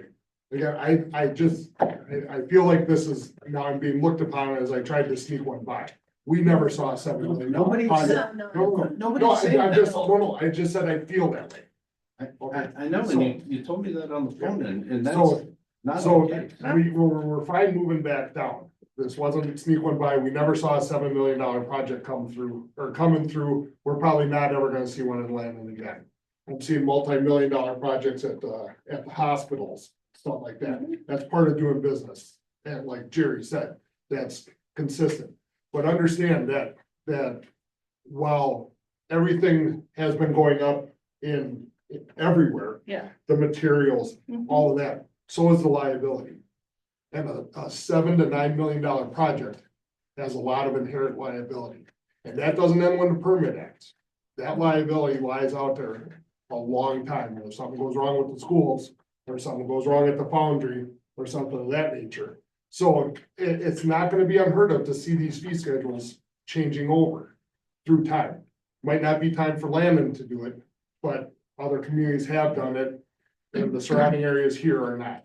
And again, had we seen the school district or knew of a project coming through, we would not have raced to get this fee schedule changed when we did. It was asked, we provided, and no questions were asked, and I just wanna, I don't have an issue with us dropping it back down. But understand, we are at the end of, Landon had the ability with the permits, with Overstone, with not Weathered Edge, Whispering Ridge. The apartments and all that, and the fee schedule was kept low through all of those. And we waited till the end of that, and then we adjusted, Right. so. All right, so I'm just gonna point something out here, and I know everyone here doesn't have what we have in front of us, but. In my packet here, I've got a 2020 fee schedule, Yes, 30 cents per square foot for commercial, new structure / addition. And then. Be commercial, we have new structure at 38 cents a square foot, and then we have addition remodel at $13. I'm sorry, that's the 2024. So in 2020, we had $11 per thousand remodel. okay, And then in 2024, we went to $13 per thousand yes, for addition remodel. yes, And what I'm gonna say I can only speak for myself. In my defense, is the way I process this is in 2020, we were charging $11 per thousand. And now we're going to $13 per thousand. Okay. The increase in fee registered with me. What did not register with me is that we changed the classification from $11 per thousand for a remodel to 11,000 or 13,000 for a remodel or an addition. And that's where this wild, Right. because you know what I said, $11 or 13, that seems like a proper and reasonable increase in a fee schedule. Yep. You throw that addition in there though, yes, and all of a sudden, what seems like a reasonable increase, which is what I voted for, was a reasonable increase to keep up with the times, has become something that in the lens of this particular project has become 60 times more than my intent, which would have been the 38 cents per square foot. So that's just where I disconnect. No Sure. reflection on you, absolutely not. It was on us to analyze that and say, hey, wait a minute. We used to charge that just for a remodel. Now we're doing it for a remodel / addition. So I see exactly where this came from. right, And it's more on me than it is on you, honestly. Because you did what was asked, but what we didn't process was the understanding of how this would be applied in a real building situation. But if you look on your 2024 change, it's been proposed, or not proposed, but written in, that from the 2020, new structure and additions were the same price. And now in 2024, we put additions down by remodel, Right, and we should exactly. bring that back up to new Mhm. structure. Mhm. Yes. Which is kind of what Patrick, Patrick's saying, yeah, he put the additions back up underneath number Right, that's one. the- exactly. Yep, exactly. And so I would make a motion, if I may, that we as a board vote to take the 2024 building permit fee schedule to reflect that new structure and additions be rated at a square foot price based on usage, and that remodel remain at $13 per thousand for remodel only with a $300 minimum. Does that encapsulate your intent, sir? Yes. Patrick, 1 second, we have a motion, do we have a second? I will second that. Discussion, Paul, commercial, residential, commercial only. Okay, that's what I was trying to figure out what we're. Any other discussion? Does everybody understand this? Because I know Yeah, we've been around and it's like- around and it's gotten confusing, but I Mhm. just feel like this is more of what we intended to do here. All those in favor? I, Any opposed? I oppose. Motion carries. All right, well, thank you for entertaining me. Good catch, by the way, Glenn.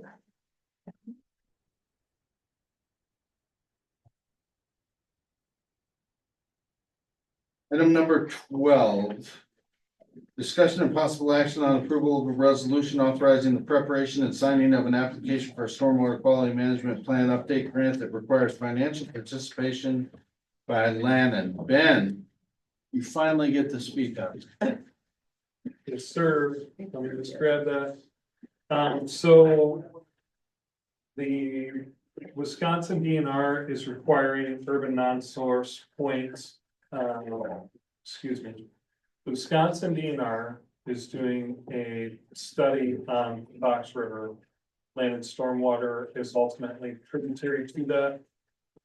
Land currently falls under a Wisconsin DNR permit called MS4, which stands for Municipal Separate Storm Sewer System. And the DNR regulates certain water quality requirements. So they are currently wrapping up an updated study on the Fox River to study the maximum daily load of pollutants that Fox River can receive, not just from Landon, but all the communities. And they kind of study that and they proportion out, okay, this is how much can come from Landon or Menominee Falls or whoever.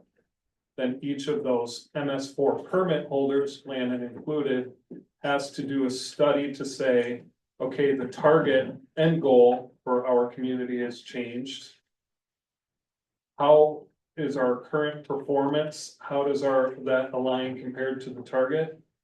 And if it does not align, what types of improvements would need to be made to bring it into alignment? Therefore, Landon will have to do a study to demonstrate either conformance already or potential improvements. DNR provides the Urban On Point Source grants, planning grant, which provides 50% of funding to do the study. Landon is, by applying this April 15th, Landon would be kind of ahead of the curve as far as applicants. A lot of folks take the approach of, we're not going to do it until someone tells us we absolutely have to. Just Fox River is about the 4th TMDL exercise that the DNR has put various water bodies in the state through. And we just kind of know where this is going. Therefore, the theories get in while there's still some matching funds available. So the board authorized us last fall to prepare this grant application. one of the requirements along with the grant, not unlike the DOT, one of the DOT grants that we were able to get last year, said the board has to make a resolution that basically states if we award the grant, we're gonna commit to providing the matching funds and actually carrying through a project for which the grant is intended. Now, the nice thing about this program is the grants, if awarded, the time period you have to spend that money goes as long as 3 years. So even though DNR has not finalized the target requirements yet, we can get in now, kind of hold on, wait to see what that is, and then you've kind of got your money already in place, ready to go. You have an estimate for what it's gonna cost to do the study? I know back in 12 years ago, it was $50,000. It's definitely over 100. Okay, My guess is 120 to 140. yeah, and we're on the hook for half. Correct. Yeah. Do you have an idea of what the likelihood is that it would extend beyond this 3 years, and now we've committed to, before they come up with the targets? Not likely. So this planning grant, they offer every 2 years. And then on off year, they offer a implementation grant. So let's say there's communities out there that did a study and said, hey, we need to build a regional stormwater pond to meet our limit. On the opposite year, they provide construction funds to help fund those projects. You might recall about 2 years ago, I came before the board, said, hey, we should apply for this. And then said, hold on, just don't take any action on that. Our folks looked at it, said it was too soon. Here we are 2 years later. We know where DNR is at on their whole Fox River TMDL. We're pretty confident that it's gonna fall within this range. Okay. There's also opportunities to file for an extension with DNR if needed. Is this in continuing on from the original NR 216 that we went through? Yes, Okay. yes, correct. So the original, what Jerry is referring to, we had to do a village-wide stormwater study. I think it was 2010. Something like that. Somewhere in that time frame. The original permit requirement that DNR came up with is you had to demonstrate that you were reducing total suspended solids by 20% over compared to a baseline. That 20% was somewhat arbitrary. Now with this TMDL, or total maximum daily load approach, they're studying the receiving water body, Fox River, to figure out how much can that water body actually handle based on the characteristics of that specific water body. So in past years, DNR did one for the Milwaukee River, etc. The Wisconsin River has been through this, and that affected all the communities all the way up north that are tributary to that. So now they're on to the Fox. And they're updating that 20% requirement to something that's more specific. We don't know what that will be. How much of the Fox River goes through Landon? So we're technically in the Illinois box, as us engineers would call it, I guess. It's that, boy, I'm trying to think. I'm pretty sure the majority, if not all, of the village of Landon is tributary to the Fox River. So the thing is, it goes through all these various creeks, etc., that are not named the Fox River, Right. ultimately end up in the Fox River. I asked that because I'm familiar with the Fox River, having been born and raised in Kenosha. Sure. And the Fox River goes through Kenosha County. Yep. And I have a brother that lives down in Aurora, who doesn't live far from the Fox River. So I've gone over that, but I don't, because I've seen the Fox River in those two places. It doesn't seem to be that large up here. Sure. That's correct. why I asked that question. We're definitely in the headwaters of the Illinois Fox Oh, yeah. watershed. We are definitely the headwaters. Yeah. Okay. It starts in the fall, doesn't It very well may, yeah. Yeah, I think it does. You can float a rubber ducky down to his house. I can.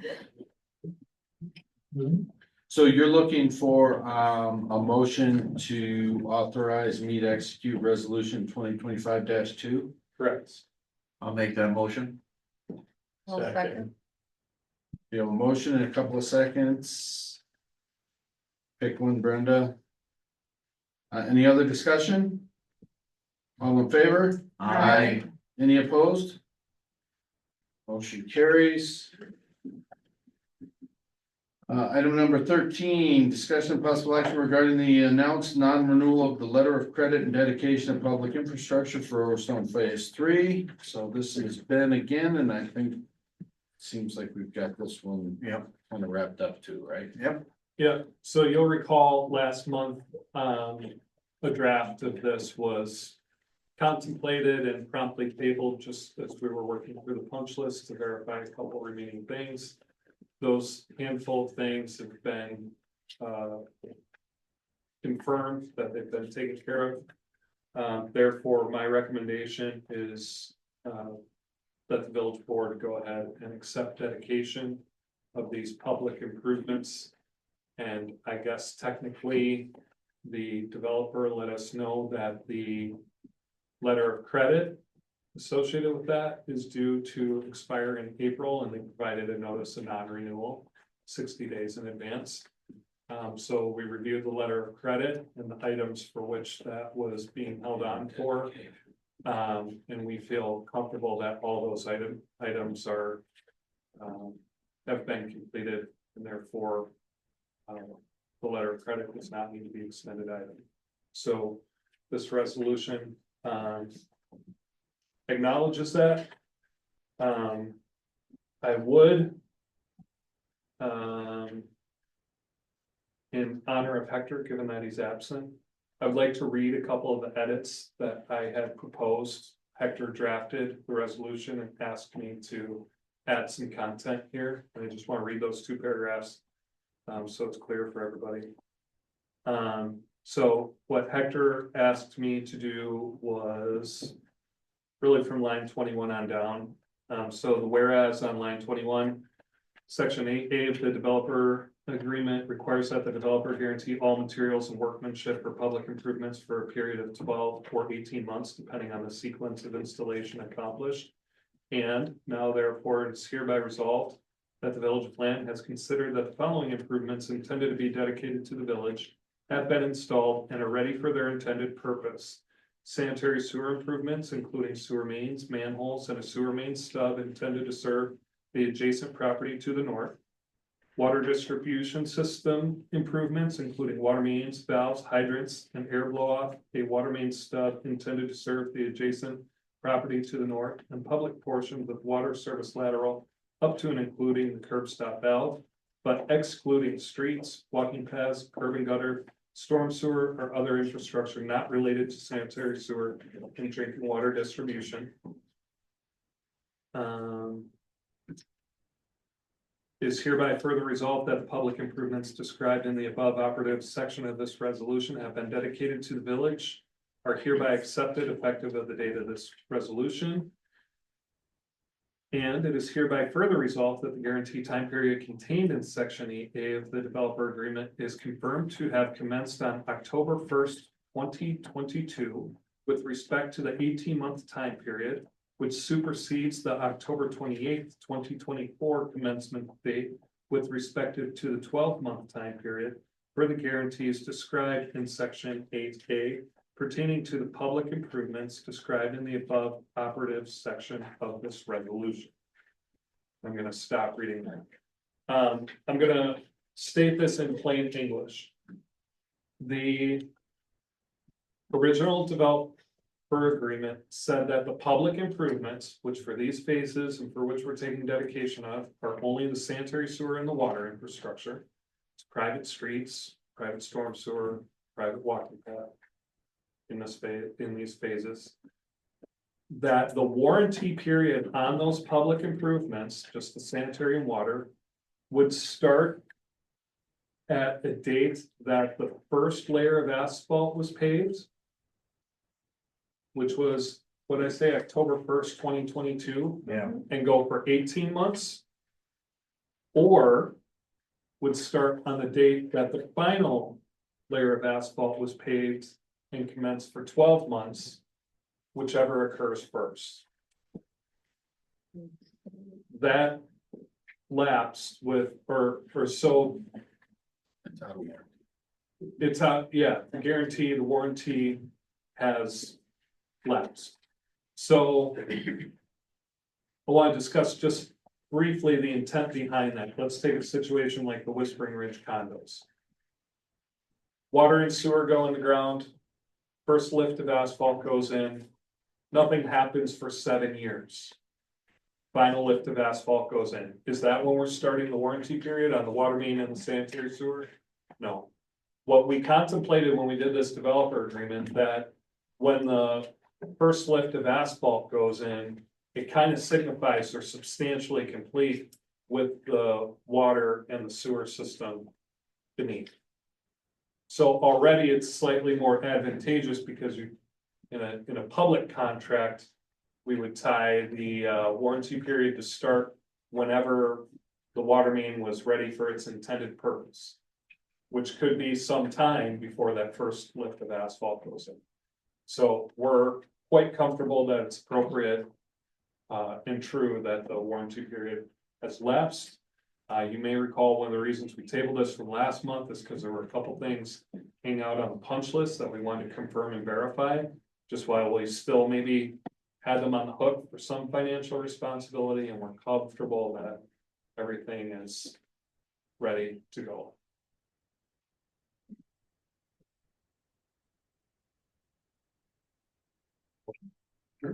Make a motion that we approve resolution number 2025-3. And I have the village president sign it. And seconded. You have a motion and a second to approve resolution 2025-3 and authorize the president to execute. Any other discussion? All those in favor? Aye. Any opposed? Motion carries. Item number 14, consideration and possible adoption of an ordinance prohibiting the sale of fireworks in the village of Lannon. This was discussed at an earlier legislative committee meeting.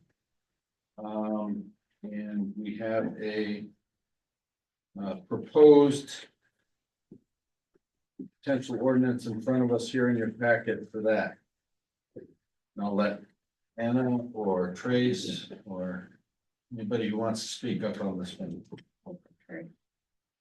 Sure. We were tasked with preparing a potential ordinance banning the sale as well as the possession of fireworks, sans some certain exceptions that are in the statute, allowing for certain things. And so we prepared that, and then our office, for convenience, copy and pasted the relevant statute in a footnote for the board's consideration.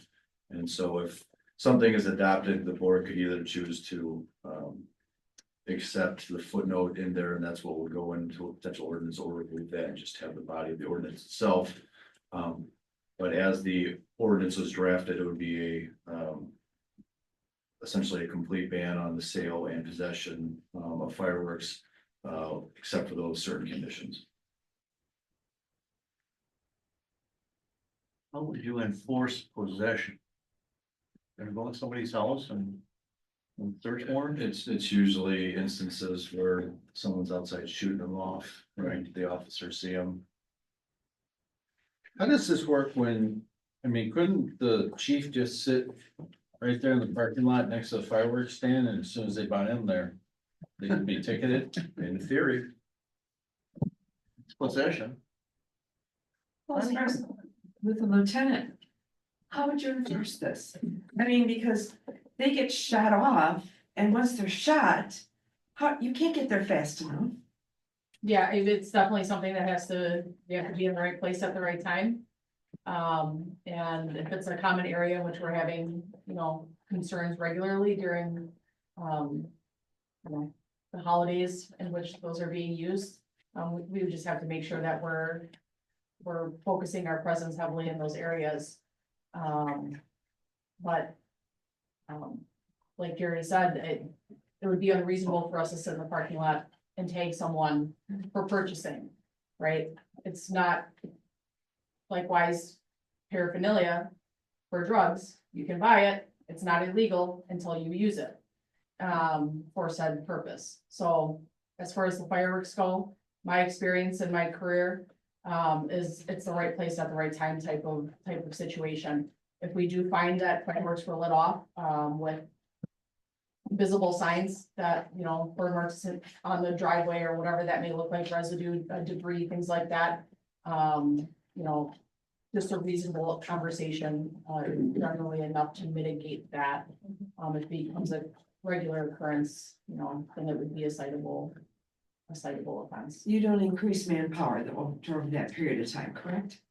We could, it just depends on what our staffing is for part-time officers. Now with the or the addition of Officer Janini, that should hopefully increase where we're able to have some overlapping. With my shift, obviously, we're looking at more of nighttime occurrences. So beyond our hours and third shift hours, early morning hours, you know, that's gonna be the sheriff's response. But they're not gonna get here, or be in the area to focus those efforts. And Terry, to be clear, the possession and display of fireworks in Lannon is currently illegal and has been for quite some time. I agree. This ordinance is specifically addressing the sale of fireworks. So if you'll indulge me for a minute, I want to kind of give you a little background on this. This is kind of one of my things. I was like, I don't understand if you're gonna have it illegal to possess them and to display them, why are we letting them be sold here? I found a kind of irony, a disconnect between, okay, we don't want people displaying fireworks, but we're gonna sell them here. And I thought that was kind of weird. So I said to our legislative committee chair, I said, let's bring this to legislation. And I'm not saying that I want to push this through because I've actually softened my stance on this a little bit based on some conversations that Jerry has had with me and the people who actually sell the fireworks. So let me just give you a little background on that. So, you know, initially this was like, this is a disconnect, you know, how can you be, you know, selling drugs on the corner and then arresting people for using drugs? Like, you know, I kind of saw it that way. Tina and her husband pointed out that fireworks are instrumental into their version of celebrating the 4th of July. Right? So you like the ability to buy fireworks if you're not allowed to display them. You know, that was one thing that was brought up to me. And then I did have a conversation with the people who actually sell them. The one vendor that we have that's up the road, I reached out to the owner of that property and he put me in contact with the people who pull the permit. So I am now going to argue against myself and I'm going to tell you what they said, that they can't be here. It was short notice, so let me tell you what they said. You can buy liquor, but you can't drink it on the street. You can buy tobacco, but you can't smoke indoors. That was the equivalency that Mr. Ken Stone had, who is the person who rents the lot to the people who sell the fireworks. That he should be able to sell the outlawed product and then, you know, we should not be depriving him of his ability to make money in that manner. He also pointed out that it will not solve the problem by prohibiting the sale will not solve the problem of the display of fireworks. Even if we tell them that they can no longer sell there, they will accept that, but they don't feel that that's going to reduce the amount of people lighting fireworks off in our community or in our surrounding communities.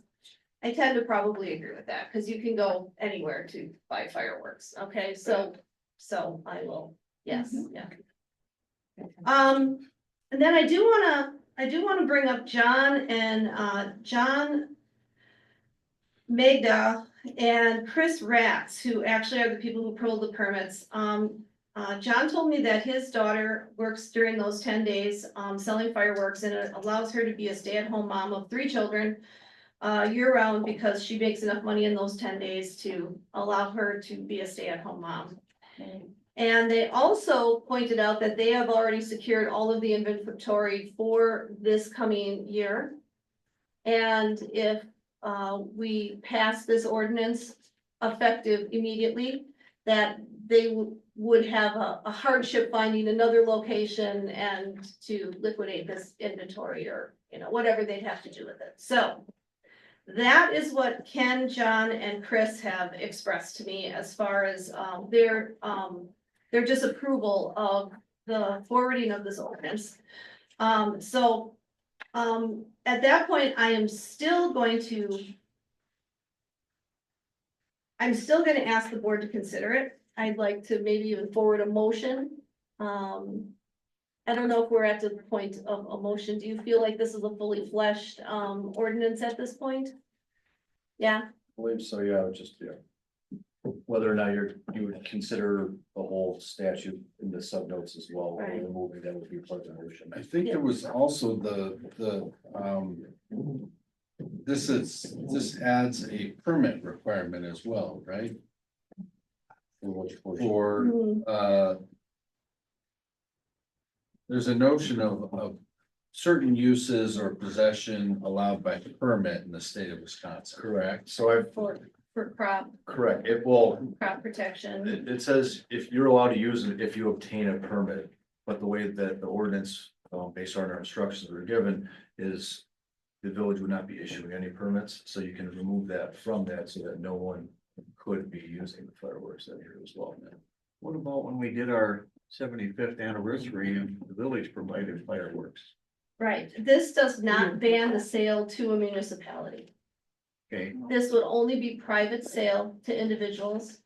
And the permits are only, I'm looking in the state statutes, the permitting, if you were to issue a permit, are only available for a public authority, a fair association, an amusement park, a park board, a civic organization. Any individual or group of individuals, a permit issued to a group of individuals confers the privileges under the permit to each member of the group. An agricultural producer for the protection of crops from predatory birds or animals. It goes on and on and on, but even if we issued permits, it would not be for private display on private property of fireworks. You know, it's. So like when the people at 1229 want to do a fireworks show for their wedding I can't. from the park, that's out. Well, that would Well, be at we'd our, have to get that the would be at our discretion, but you know, the intent of this is to target fireworks, and maybe we should read this whole thing into record before we do anything, but you know, fireworks are fireworks. You can still have sparklers, you can still have the little snake that grows, you know, you can still have the little cone that sparkles. We're talking about yeah, things that have more than a quarter grain of explosives, and you know, we're talking about the stuff that makes the dog barks and keeps the kids away. You know, so I'm gonna make a motion that the board pass ordinance number 2025-2, and then we can open it up for further discussion. Do we have a second? I'll second. Do we have a motion and a second? Pass, this resolution, And then I'd like to have further discussion though about, you know, the issue of enactment maybe in 2026, if the board so chooses. yeah, I mean, I think I've been pretty clear, historically, I'm a little indifferent to this. I don't see the harm in it. It would follow the state statutes as it is. I think it's gonna have zero effect on our community. I get that certain people are sensitive to and certain animals and all that stuff, but I think, you know, I don't know if that's widely shared position on this matter within the village necessarily. And again, my personal feeling is I understand the philosophical conflict. Mhm. in the hypocritical nature of kind of what we're doing here, but I just don't know that we're gonna have the kind of impact that we're hoping to have on the community by enacting something like this. Yeah. There again, your biggest deterrent. And I'm one of them people, I got 2 neighbors got a $495 ticket. Mhm. Everybody in this room has one of these. Yeah. And issue across the street, I went across there before I bought the house and I said, hey, you're rattling my house, can you tone it down a little bit? And I was threatened. It's Yeah. like 40-1. I walked out to the edge of the street and called 911. They overheard the threat, which they didn't do anything about, but it was $495. Couple houses down, somebody went and lit a box of crayons, which is 144 bottle rockets. So wrote the first ticket out, went down, walked in the back and said, whose name should I put on it and watched it. So, All right, and I'm not notorious for calling the police or, you know, even really worried about what my neighbors do. Do you know what I mean? Like, so I brought this because I felt like you lead by example. And if you were really gonna outlaw fireworks, why would you sell a permit to sell them? Do you understand the hypocrisy that I'm pointing out here? Now, I have softened on this because yes, you know, even if it was the week of 4th of July, you know, I'd turn the other cheek, but I also feel like it just seems weird that we're gonna hand out a $495 ticket after we've taken $150 transient license to sell the things. But what's the difference? It's not your ticket to pay. well, It's that individuals. last month, You're It gonna seems like call, entrapment to me. but it's up to them. At the end of the day, if they're gonna get it from a local vendor, or they're gonna travel 50 miles to Lamira or Palmyra, or even into Menominee Falls at Walmart where you can get them, they're gonna get them. Yeah. Why prohibit one person, whether it's permitted here or not, from having a small business for 10 days out of a whole year? Yeah. That's gonna provide for a family and allow a mom to stay home with her 3 children for a whole year. Yeah. I mean, it just kind of sounds absurd. And truth be told, I'm completely for the sale of fireworks. We've lit them off at our house before. But you do it on the 4th of July. Absolutely. You don't do it the next day. I know what house to go to now, Lieutenant. You got an admission over here. But it's never, it goes forever. No, well, 4th of that's July. where no, but my neighbor who Yeah. lives in Menominee Falls, 3 doors down, he'll blow them off all year round and he could give a crap. I mean, and it's legal. what am I supposed to do about that? No, I do not believe that it's legal to display fireworks in Menominee Falls. Most of what is in this It's just not ordinance is enforced. state I got law. threatened with a $600 ticket in Menominee Falls. Yeah. This is trace, is this not almost a duplicate of this state I pretty much ordinance? tried to copy and paste from the statute to make it as close as possible, so there wasn't any. So it's not like the village, you're violating the state law. But if you have a neighbor that is a habitual offender.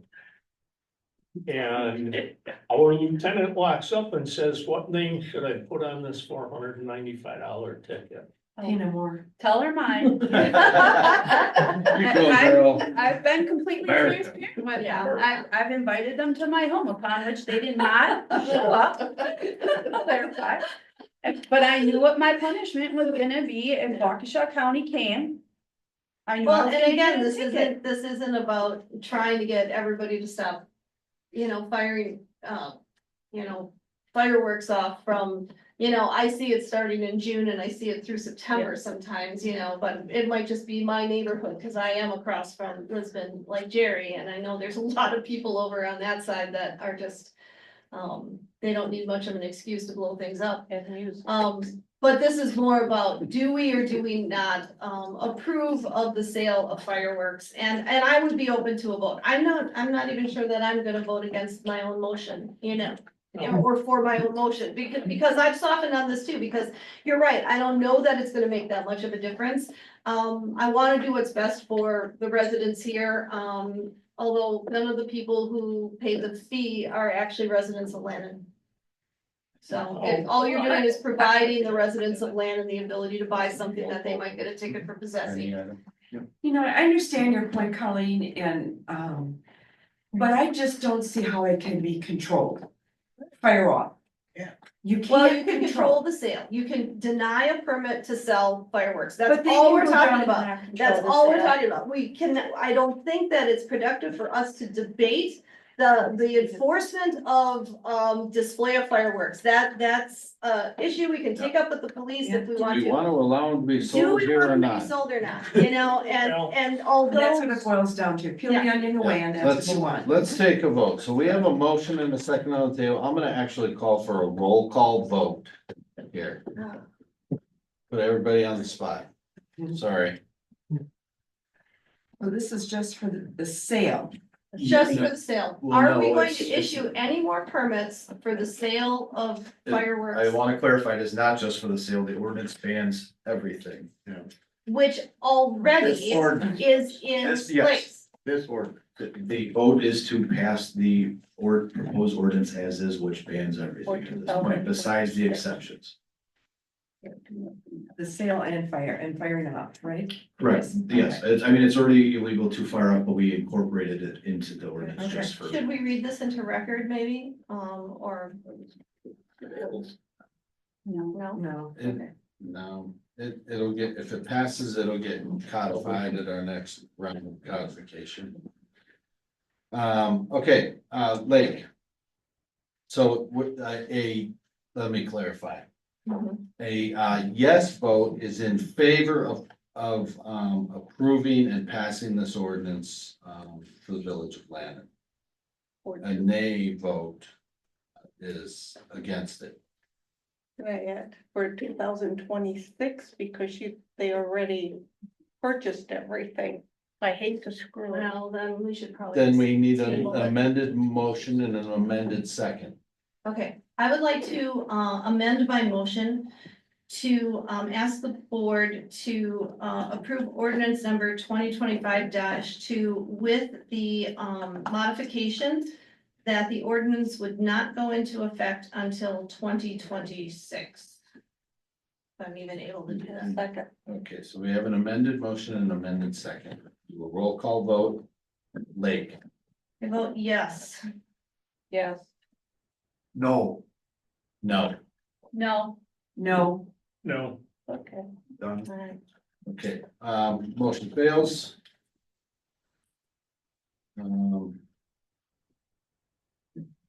Item number 15, discussion and possible action on approval of operator's license for operator's license application for McDugout.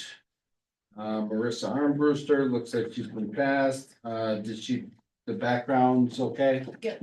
Okay. I make a motion to approve. I'll second. We have a motion and a second. Any other discussion?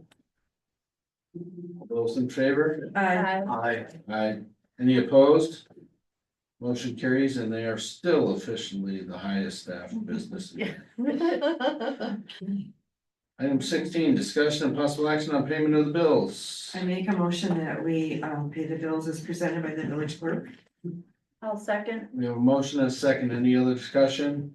All those in favor? Aye. Any opposed? Motion carries.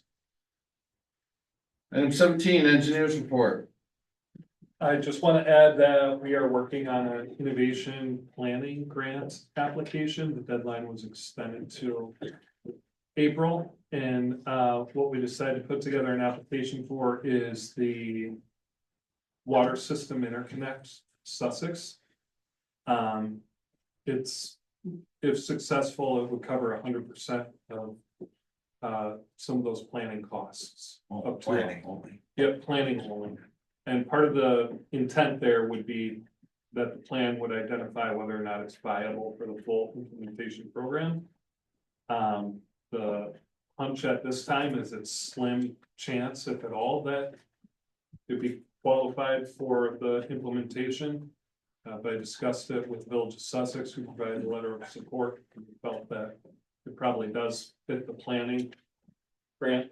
And we're working on an application in the ballpark of $90,000, so it would be 100% grant funded if awarded. So keep you updated on that next month. That's all I have. When would that grant be issued? They're approved and reviewed on a rolling basis, Okay. so we'd probably find out within a month. Oh, so it would go this year, then we could begin. Correct. Okay. Correct. There's three, if I recall correctly from the phone call with the league and the DOR, I think there's 3 award years that are eligible for this planning grant funding. So they split up into 3 waves. Yes. The third wave was due, I think they started in January or maybe even last November, but it was supposed to end in February, but they had such a low application rate.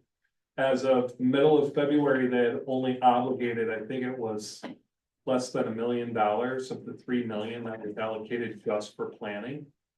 So we wanted to jump in here and see if this could get funded. Help them out. Right. They were basically begging. Yeah, we'll help them out. Okay. Was that it? That's all I have. Attorney's report, nothing to report at this time. Oh, that's a good one. Better than free. You don't want Hector to start talking, you know, come on. President's report. So I do have a couple of things. Yeah, you're not getting up that easy. Look at the clock. I tried.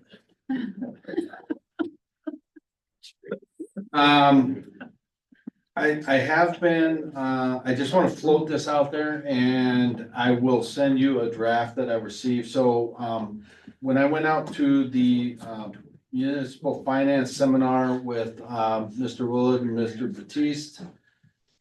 For Ellers, I met, the village president for Random Lake.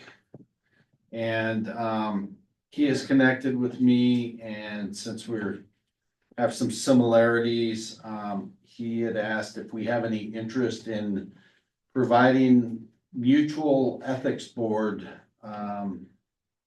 services for each other. So they've got a draft proposal that, I will be forwarding on to you to review and consider. But I, Who's qualified to be on an ethics board? well, we would serve as one for them and they would serve as one for us in the event that there were any issues that arose. And apparently, that's, an area that they feel they have a need, so. The municipal finance seminar was good. That was the first one that I've actually attended.